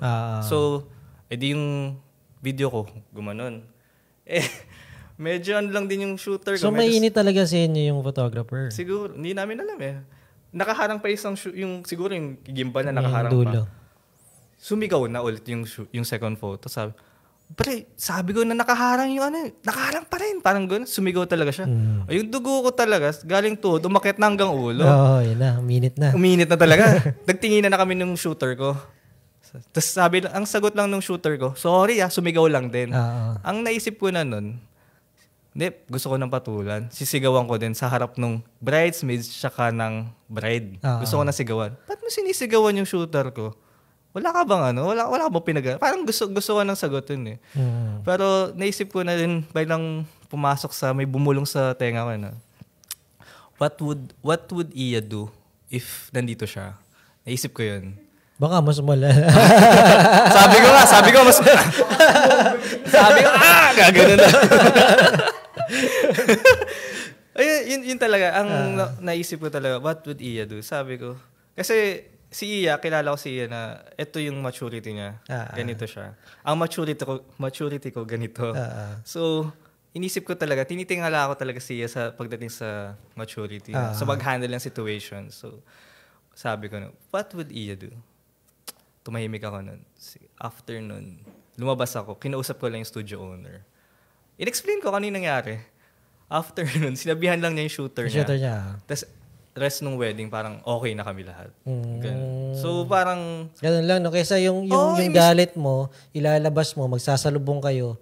Di ba parang wala din sense? Walang sense. Mapahiya lang kayo parehas dun sa kliyente. Yun yung parang naisip ko na, pwede naman pala na. Pero hindi kayo mag-away, pwede naman hindi kayo magsigawan, pwede naman kayong mag-usap ng maayos. Kasi lahat naman siguro ng away ng mga suppliers, siguro misunderstanding. Yes, so hindi nag-uusap eh. Minsan parinigan sa Facebook or di ba? Pero pag nag-usap naman, chismis, di ba? Pag nag-usap sila on the spot, okay na sila. So tingin ko lahat yung natutunan ko kay Iya, isa yun sa mga, sarap sa feeling ng gano'n. Sabi ni Pepe, maganda raw magsulubong para maiba lang. Tapos sino raw yun? Sabi ko, punta kayo dito. Sasabihin mamaya ni Iya tsaka ni Mike. Punta kayo dito. Ayan. Ayan. Grabe yun. Actually, ako din, medyo marami na rin ako nasusupladuan sa ganyan eh. Yung pag medyo coops talaga sa ano. Hindi ko naman sinasabing perfect kami, pero pagka may mga ganong scenario, medyo palaban ako eh. Parang tangina, ano yun? Parang ganun. Lalo na pag sa harap ng kliyente, di ba? Kasi bastusan na yun eh. Di ba? Dapat hindi ganun. Kumbaga, kung mag-ano ka, kung mainit ulo mo nung araw na yon, tayo na lang mag-usap pag doon sa harap ng kliyente. Parang ganun. Wag namang damay ng iba na. Kayo na lang. Hindi kasi, unang-una, wedding niya yon. Hindi naman sa... Tapos, medyo mainit kayong dalawa, mag-iiba yung isip nun kasi parang masisira yung araw nun. Yung mood niya. Yung mood niya, di ba? Pati wedding niya yun.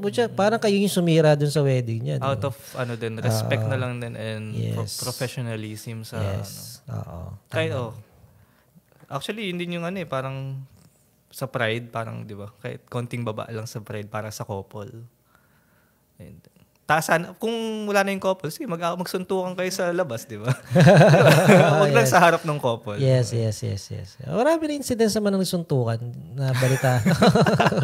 Pero hindi sa harap. Meron pa magkapatid dati. Naalala ko. Magkapatid sila. Parehas photographer. Ayoko na lang babanggit. Baka nanonood eh. Sa reception, nagsusuntukan sila rin sa likod. Magkapatid? Magkapatid siya, the photographer. Pero mga idol natin yun. Ayun. Grabe yung experience na yan, ha. Ayan. Sige, question ulit. Sino bang yung English? Wag English. Ayan, si Stephen Pichon nanonood ng Nice Print. Hello, yan. Ito, si Kenna. Paano nyo po sinasabi sa client nyo na hindi nyo style yung gusto nilang ipalagay sa inyo? Pero nakapag-down payment na. Isosoli nyo po ba? Halimbawa, ako, may experience ako yung kwento ko mamaya. Pero, halimbawa, in-style mo, Tia Films. Tia Films ka na. Kayo na si Tia Films. Kumbaga, meron na kayong pangalan sa industriya. Tapos, may kliyente kayo na ini-insist na, ito talaga yung gusto ko eh. Tapos masasabihin pa sa'yo na kasi book na siya kaya binuko kayo. Parang gano'n. Ay, parang sakit nun, di ba? Actually, pero hindi mo papahalata yung reply. Diba? Pero nakabook na sa'yo. Parang, puta naman. Paano mo na-handle yung ganong kliyente? Actually, parang last year lang nangyari yun eh. No? Sa prenup. Sa prenup kasi parang gano'n. So, ang unang tanong namin sa couples, after nila sabihin yun, napanood nyo ba yung works namin? So, sasabihin naman nila, oo, napanood namin yung works nyo. Parang, so, anong mga work yung nagustuhan nyo sa amin? So, magbibigay sila ng mga links. So, from there, parang ibibase lang din namin kung ano yung napili nilang link, yun yung ibibase namin sa gagawin namin sa prenup nila o sa wedding nila. So, parang, compromise.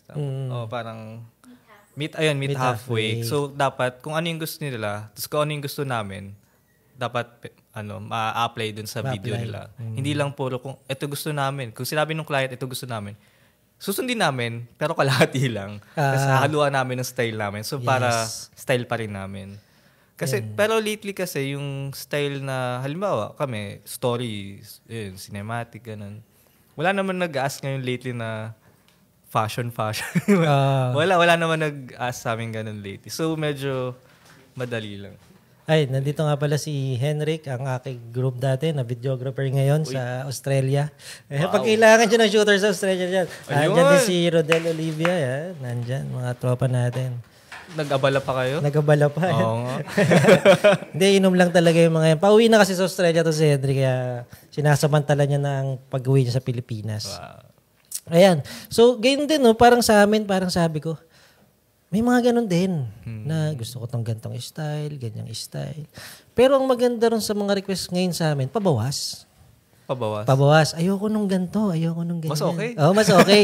hindi yung dati nung nagsimula ako, gusto ko yung style nito, gawin mo to, ganyan.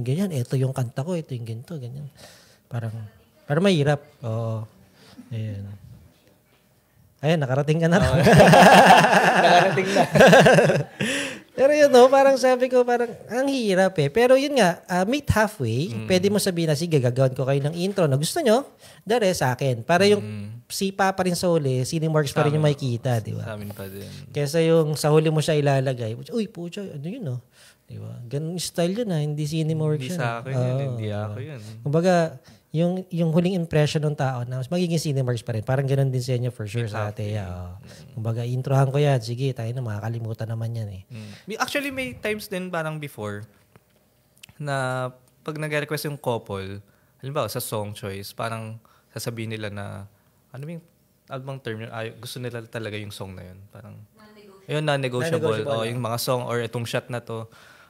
Pero pag hindi talaga namin nagawa, parang binabawi na lang namin sa overall output na maganda talaga. Tapos yung mga request nila before, nakakalimutan na nila. Totoo. Yun lang din. So, pag hindi mo kayang i-commit yung isang request nila, bumawi ka sa iba. Yes. Parang, ayun. So, actually, kung maganda naman yung kinalabasan yung... So, okay na siya all the way. So, yun. Tapos may question ni Nikki. Ayan. How do you handle a couple that seems or feel tired already for the whole day of preps and shooting? Yun. Paano mo hinahandle yun pag sobrang pagod na nung kliyente mo? Ano ba? May kailangan pa kayong i-shoot or something. Yan. Paano ginagawa niyo dun? Lagi namin, from time to time, tinatanong namin yung couples, yung bride namin, yung sa start, or yung couples namin, uy, okay pa ba kayo? Okay ka ba? Nakatulog ka ba? Lakas kasi nung nun, parang, malalabas na, may feel nila, ay, nag-aalala sa akin. So, yung gumagaan yung loob nila sa amin, ganun. So, every time na nag-shoot kami, halimbawa, isang spot dito, tapos papalipatin lang sa ibang spot. Tinatanong ko lagi yung couples, uy, okay ka ba? Kahit, ang ginawa lang din, tumayo lang siya. Tumayo lang, oh. Pero tinatanong namin lagi sila na kung okay pa sila, okay ka ba sa initan, kahit konti lang. And kung nasa initan sila, uy, sorry, mainit lang. Yun yung mga natutunan ko. Baga parang kinocomfort mo pa rin siya ng habang sinushoot. Ang lakas makaano nun, parang makagaan ng loob. Makagaan ng loob. Kesa yung papabayaan mo lang siya sa initan at wala kang gagawin na, sige, shoot ka lang. Yun din yung presence of mind. Parang yung sa kulang sa ibang shooters na, uy, ang tagal na nung couple sa initan, tagal na nung bridesmaids, groomsmen sa initan, ba't di mo pa sila? Kahit dapat isang shot lang yan, tapos okay na. Yun din yung pinapractice ko sa shooters ko na kung kaya mo ng one take na isang wide, isang tight o isang mid, okay na yan. Okay na. Basta okay, solid na yung shot mo, okay na kesa yung dadamihan mo ng Kahapon kami ni Nico, shoot kami. Ay, nasang araw. Grabe, sabi ni Nico, first time kong sumuko sa couple. Siya. Nico Kyoge. Gina G yung couple. Sobrang Gina G. Ang daming peg. Nico, nakita mo yung peg ko. Preps pa lang. Yes, I saw it. Ganyan. Shoot kami, preps. Ito, ganito yung ginawa nun. Gawa kami. Pucha, ito na, Paps. Magsimula na reception. Inaawat na kami ng coordinator ni Ma'am Angie. Sabi niya, yung bride na yung sinabihan niya. Kasi ayaw tumigil. Gusto pa talaga. Garden wedding. Tapos may nakita. Sabi, ay, may nakita ko maganda sa Instagram eh. Yung gown. Tapos nakahiga ako sa gown. Ganyan. Tapos top shot, ganyan. Ginawa din. Lahat. Tapos pagkat nung di inawat na. Upo na si Nico sa editing. Sabi niya, Chong, pucha, ngayon lang ako nalaspag ng couple. Baliktad. Dati, sila umaayaw sa akin eh. Ngayon, ayoko na eh.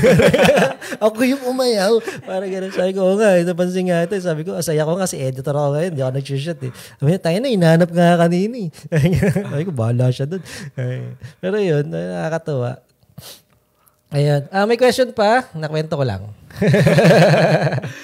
Ayan. Ito, tanong ni Pepe Fernandez. Yan. How do you balance the creative vision and artistic integrity of your work with the Grabe ka naman kay Pepe. Tangina, may Seymour pa. May Seymour pa, oh. Seryoso ba to? Hindi. Tangina ka. Padala ka na lang stars.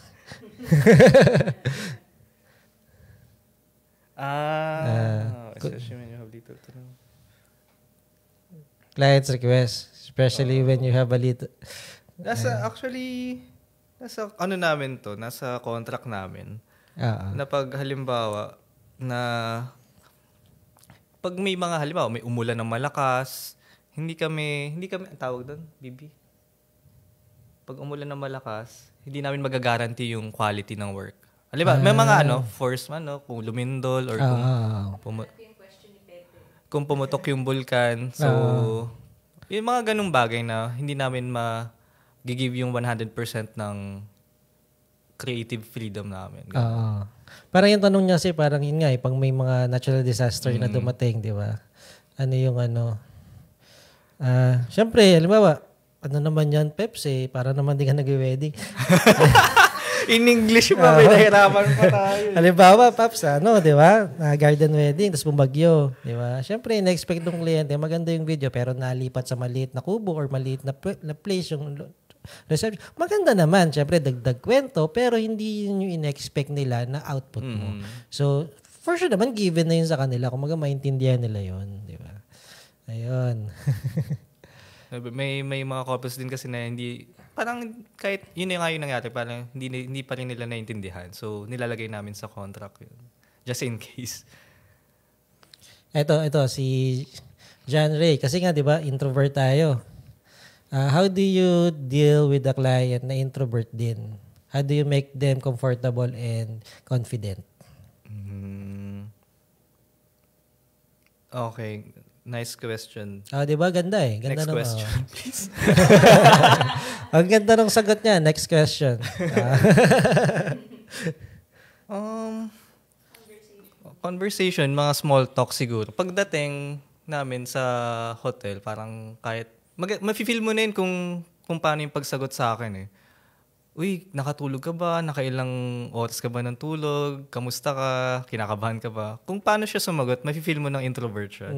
So, parang double extra effort lang sa amin na magkaroon ng small talks from time to time na kinakamusta nga namin yung couples, kung ano yung work nila. From time to time, parang kung may mga dead air, kinakamusta namin sila lagi. And pag yun din, laking bagay nung natutunan ko kay Nom King. Pag alam sa beauty shot. Kasi actually yun lang yung tingin ko na sa style namin pag directed, yung beauty shots lang. Kailangan gwapo, maganda yung groom and bride.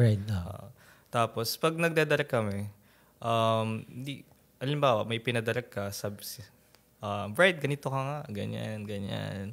So, pag di niya nagagawa, parang di namin sinasabi na lagi na, uy, pangit yan. Ay, awkward yan. Di namin ginagamitan ng negative thoughts. Kumbaga parang kahit hindi niya nagagawa, pinipilit mo pa rin na maging positive confident na ganda niyan. Uy, ang ganda niyan. Uy, ang ganda niyan. Kahit parang sa isip mo, hindi maganda.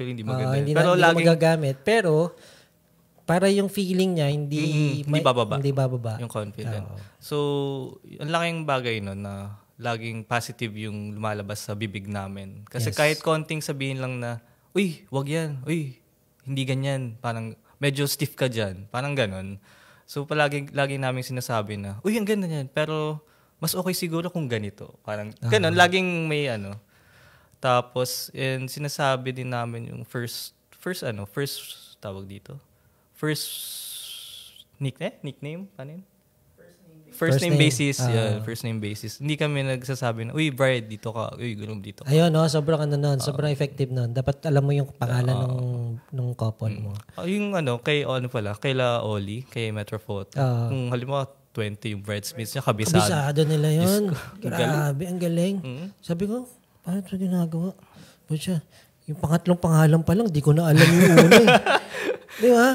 Ang hirap eh. Actually, 20 yun. Yung pangatlo pa lang, yung una nakalimutan ko na.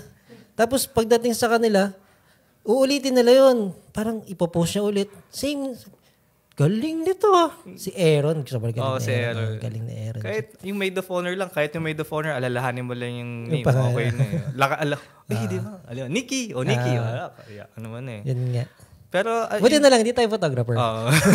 Pero kung sa atin yun, kasi ang laking factor din sa branding na yes. Kung first name, lahat kilala mo sa room. Oo, ang lakas makaano. Yun yung kung gusto mong, talaga yung branding mo. Ilang banig na Memo Plus Gold kaya iniinom mo. Gusto ko matry yun. Ako rin eh, parang, di ba? Parang, paano magiging sharp yung utak natin ng ganun? Pero kasi editor tayo. Ayun kaya hindi pa eh. natin natatry. Oo, di ba? Kaya gusto ko mag-shoot talaga all the way. Yung mga neurons natin sa utak, pumuputok na eh. Kaya naman, every wedding, di ba? Kaya napabawas yung memory natin, di ba? Kumbaga, dati tayo 32-bit, ngayon 16-bit na lang. Ayun. Ayan, nice. May isa pang question dito. Last question na po to guys, tapos tutuloy na namin yung si Boss Budoy de Guzman. Pinsan natin. Iya. Kasi yan. Boss, ano po ginagawa niyo pang-balance sa dami ng workload niyo? Since yung nature talaga natin, pag sobra talaga sa wedding, napapabayaan sarili. Ayun. Sa akin, nagba-badminton ako from time to time. Actually, from time to time. Kalaro niyo sila Ino. Ay, hindi naman. Parang once nga lang kami. Once lang. Pero yung sa akin kasi talaga, as in nagte-training talaga ako badminton. Tsaka pumupunta ako sa mga lugar na malalakas yung para training din talaga. Na exercise ko na at least twice a week. So yun yung pahinga ko. Pag, alam walang shoot, papaalam lang ako kay Iya. Baby, badminton lang. Ayun, ganun talaga. Kailangan may exercise kayo. Tsaka may iba kang outlet dun sa Minsan may din pag uwi, tas nagpi-PS5 lang ako. Ganun. As in, yung ang sarap sa wala kang iniisip na work. Nakafocus ka lang sa gaming or sa sports. Ayun. Yun yung secret, no? Dapat meron kang ibang outlet sa ginagawa. Okay. Bukod sa ginagawa mo, dapat may iba kang ginagawa. For me, yung outlet ko, ayan, tatambay lang ako sa harap ng bahay ko kasi maganda yung view ko. Ang sarap nung tumambay sa bahay nila, Marvin. Hindi, yan ako, more on sa mga bata. So, pag wala akong trabaho, sila lang kasi kasuhin ka dyan. Yan, ganun lang. Tapos, yan, nod YouTube lang, aral-aral, ganun lang naman. So, yun, ganda. So, eto, may tanong ako. Meron ka bang tips sa mga wedding videographer na nagsisimula or editor na nagsisimula? Diba, bago pa lang sila papasok sa field or kagagraduate ko lang, kung editor ako, paano ako magsisimula dun sa gantong, like sa wedding industry? Siguro yung unang gagawin nila, as an editor, siguro for editors muna, kailangan muna nila bumili ng iPhone. iPhone 12. iPhone 12 muna. Hindi, joke lang. Siguro sa editors, kailangan hanapin nyo muna yung strengths nyo, kung anong style yung tingin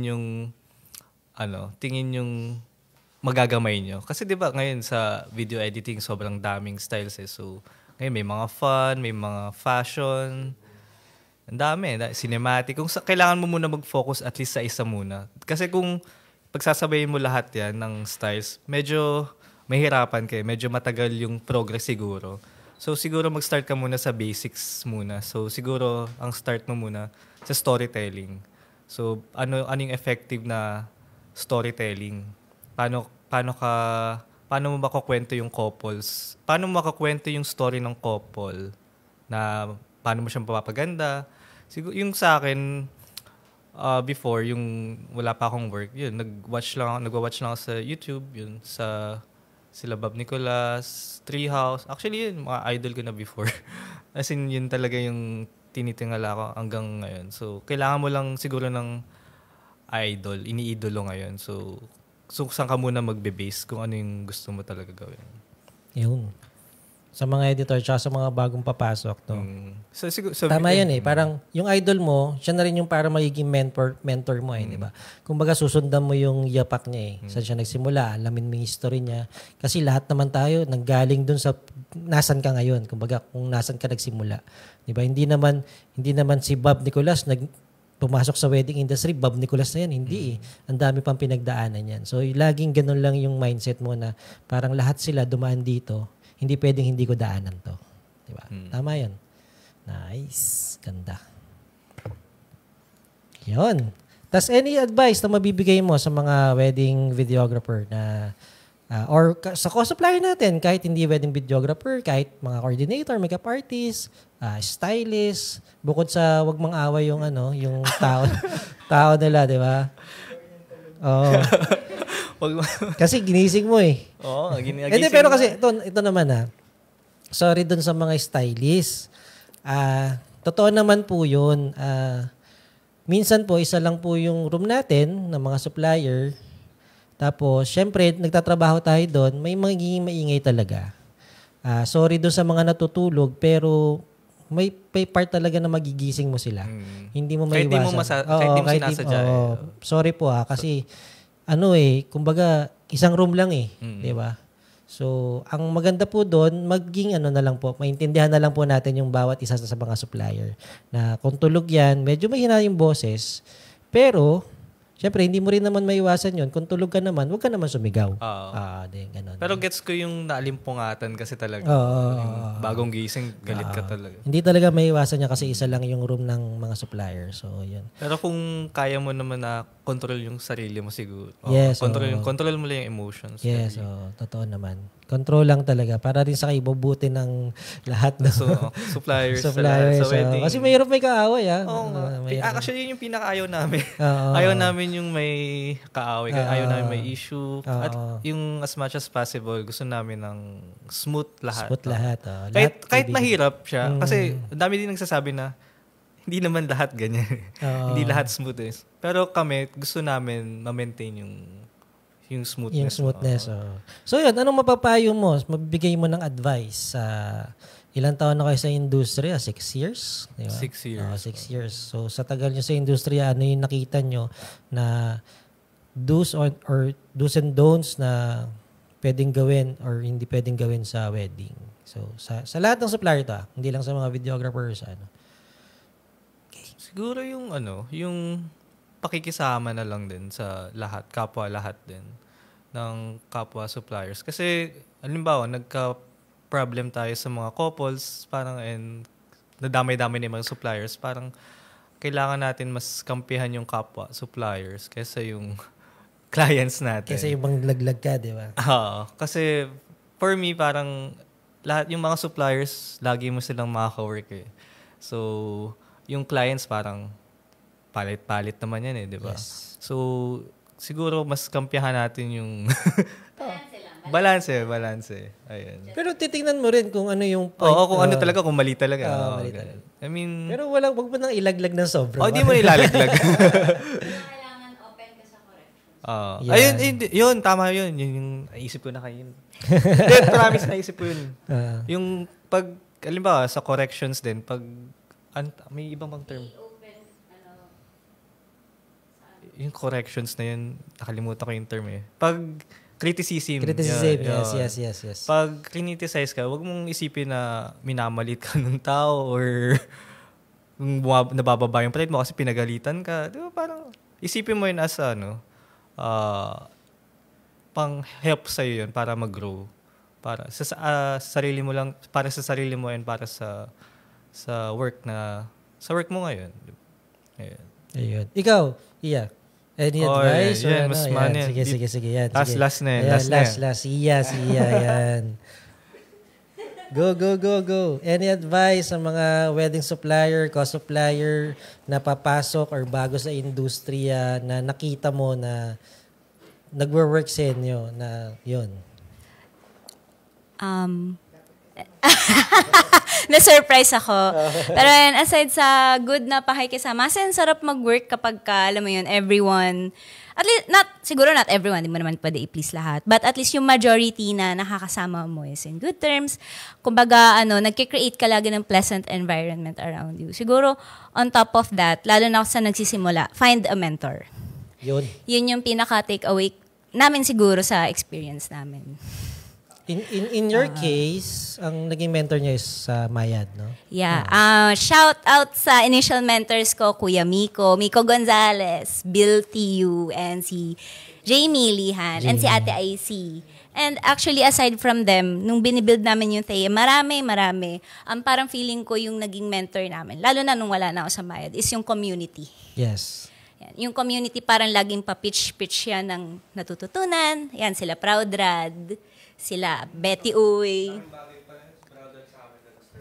Sige nga, kwento mo nga, bakit malaking bagay si Proud Rad? Ikaw na ulit, ha? Ay, hindi mo na kwento yun eh. Pero hindi, tapos ka na ba? Hindi pa tayo, Ayun talaga. Find a good mentor, learn from them, be open to new learnings and corrections kasi from there tayo mag-grow. And actually, never stop learning. Yun yung favorite kong natutunan from my mentors. Parang always leave room for growth. Yes, actually. Always be hungry for new learnings. New learnings. So, tanong ko nga, ano ba yung pina-follow nyo? Sino ba yung pina-follow nyo? Kung ba, nag-aaral kayo, sino ba yung pina-follow nyo na style sa wedding videography? Ayan. I think si Mike ang makakasagot niya na best. Palit tayo ulit. Ayan. Palit ulit. So, sorry kasi dalawa lang yung mic ko. Okay. Hindi pa ako nakapag-invest sa So, pare, kwento mo nga yung sa Proud Dot. Bakit ang laki ng tulong ng Proud Dot sa inyo? Isa yun sa, di ba nakwento ko before yung sa Cord na nagpo-push sa akin na gumawa ng studio. Isa si Proud Rod din yung nagsabi sa akin na, galing ka naman eh. Parang, ba't di ka pa mag-start ng sarili mo? And eventually, nag-start kami ng studio. Nagbigay, dami niyang referrals sa amin before. As in, may first years, second years, Proud lagi kasama namin. Parang, ang baba nung rate namin, sila agad. So, laking bagay nung help nila. Yes. So, ayun din. So, kung di naman kami mabayad, siguro di naman kami referred. So, ang laking bagay nung help nila sa amin before. Ayun, pati si Gabo, yun din. Si Gabo. Diba? Kahit sa akin, hindi ko ganun ka-close si Gab, pero grabe yung support niya rin sa Kumbaga, nung pagbalik ko kasi sa eksena, sa wedding, parang nagpo-post lang ako. So, nakita niya ako, tapos sabi niya, "Oy, Marby, supportahan kita, blah, blah, blah." Seryoso ba? Parang kababalik ko lang, "Di, Cinema Wars ka, blah, blah, blah, ganyan. Sabi ko, "Sige, bahala ka." So, tumaya siya rin sa akin. Tapos sabi ko, "Tayo na, hindi ko sasayangin to opportunity." Tsaka yung tiwala na binigay sa akin ni Gabo ng Aperture Philippines. So, ayan, pinilit kong pagandahin yung setup. Thank Kasi you. nung dati, nung nagpa-podcast ako, nakita niyo yung old office ko sa kabila. Doon lang, kami nila Ian, nila Jed, doon lang yun, yung mga podcast ko dati. Tapos isang ilaw lang yan, na naka-lantern lang.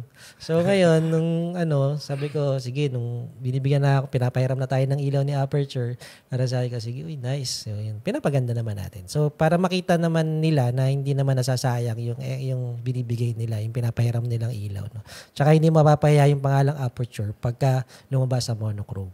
Ayun. Thank nice. you, Aperture. Thank you, Gab. Tapos bro, sino yung pinapanood mo na video? Late ngayon? Actually, halos lahat talaga. Pag may nakita lang kami, pag sa Facebook, pag may nag-post lang, kahit sino eh. Oo. High-end, Makakuha ka eh, no? Kahit 2 minutes lang, may makukuha ka. Uy, ang Pwede ganda yan, nun. Pwede kong gawin dito yun. Tapos pwede mo pang mas mapaganda, di ba? Yes, parang, yung parang still may term na naman. Still like an artist, collect and combine. Ayun.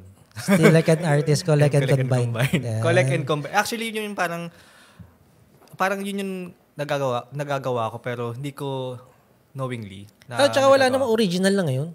Sa sobrang dami ng gumagawa at kahit sabihin nyo na ako na dyan. Lukoy mo, lelang mo. Hindi.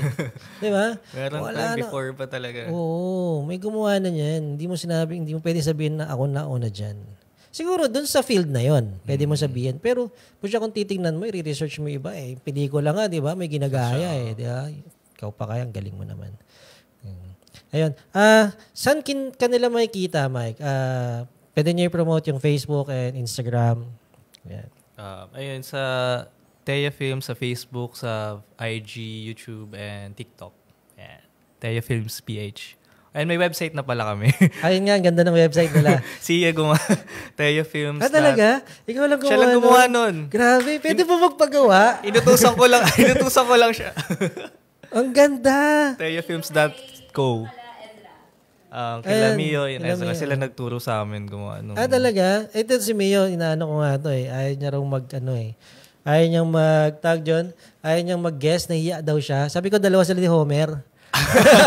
Si Homer lang magsasalita doon. Si ayaw din eh, nahiya din siya. Pero sabi ko, yun nga. Sige nga, turuan nyo nga ako, papaturo lang din ako. Kailangan ko ng website eh. Kasi yun nga eh, parang, ang pangit kasi kung nagbebenta ako ng lots, tapos naka-Google Drive, di ba, yung link. So, mas maganda kung nasa website siya. Yan. Yes, nice. 1 week, 2 weeks lang. Talaga? Oo.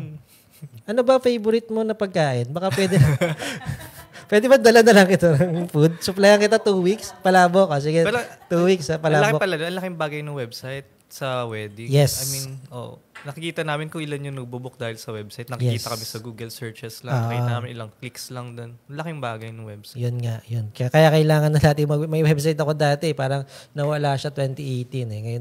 Ngayon parang gusto kong mag-website ulit.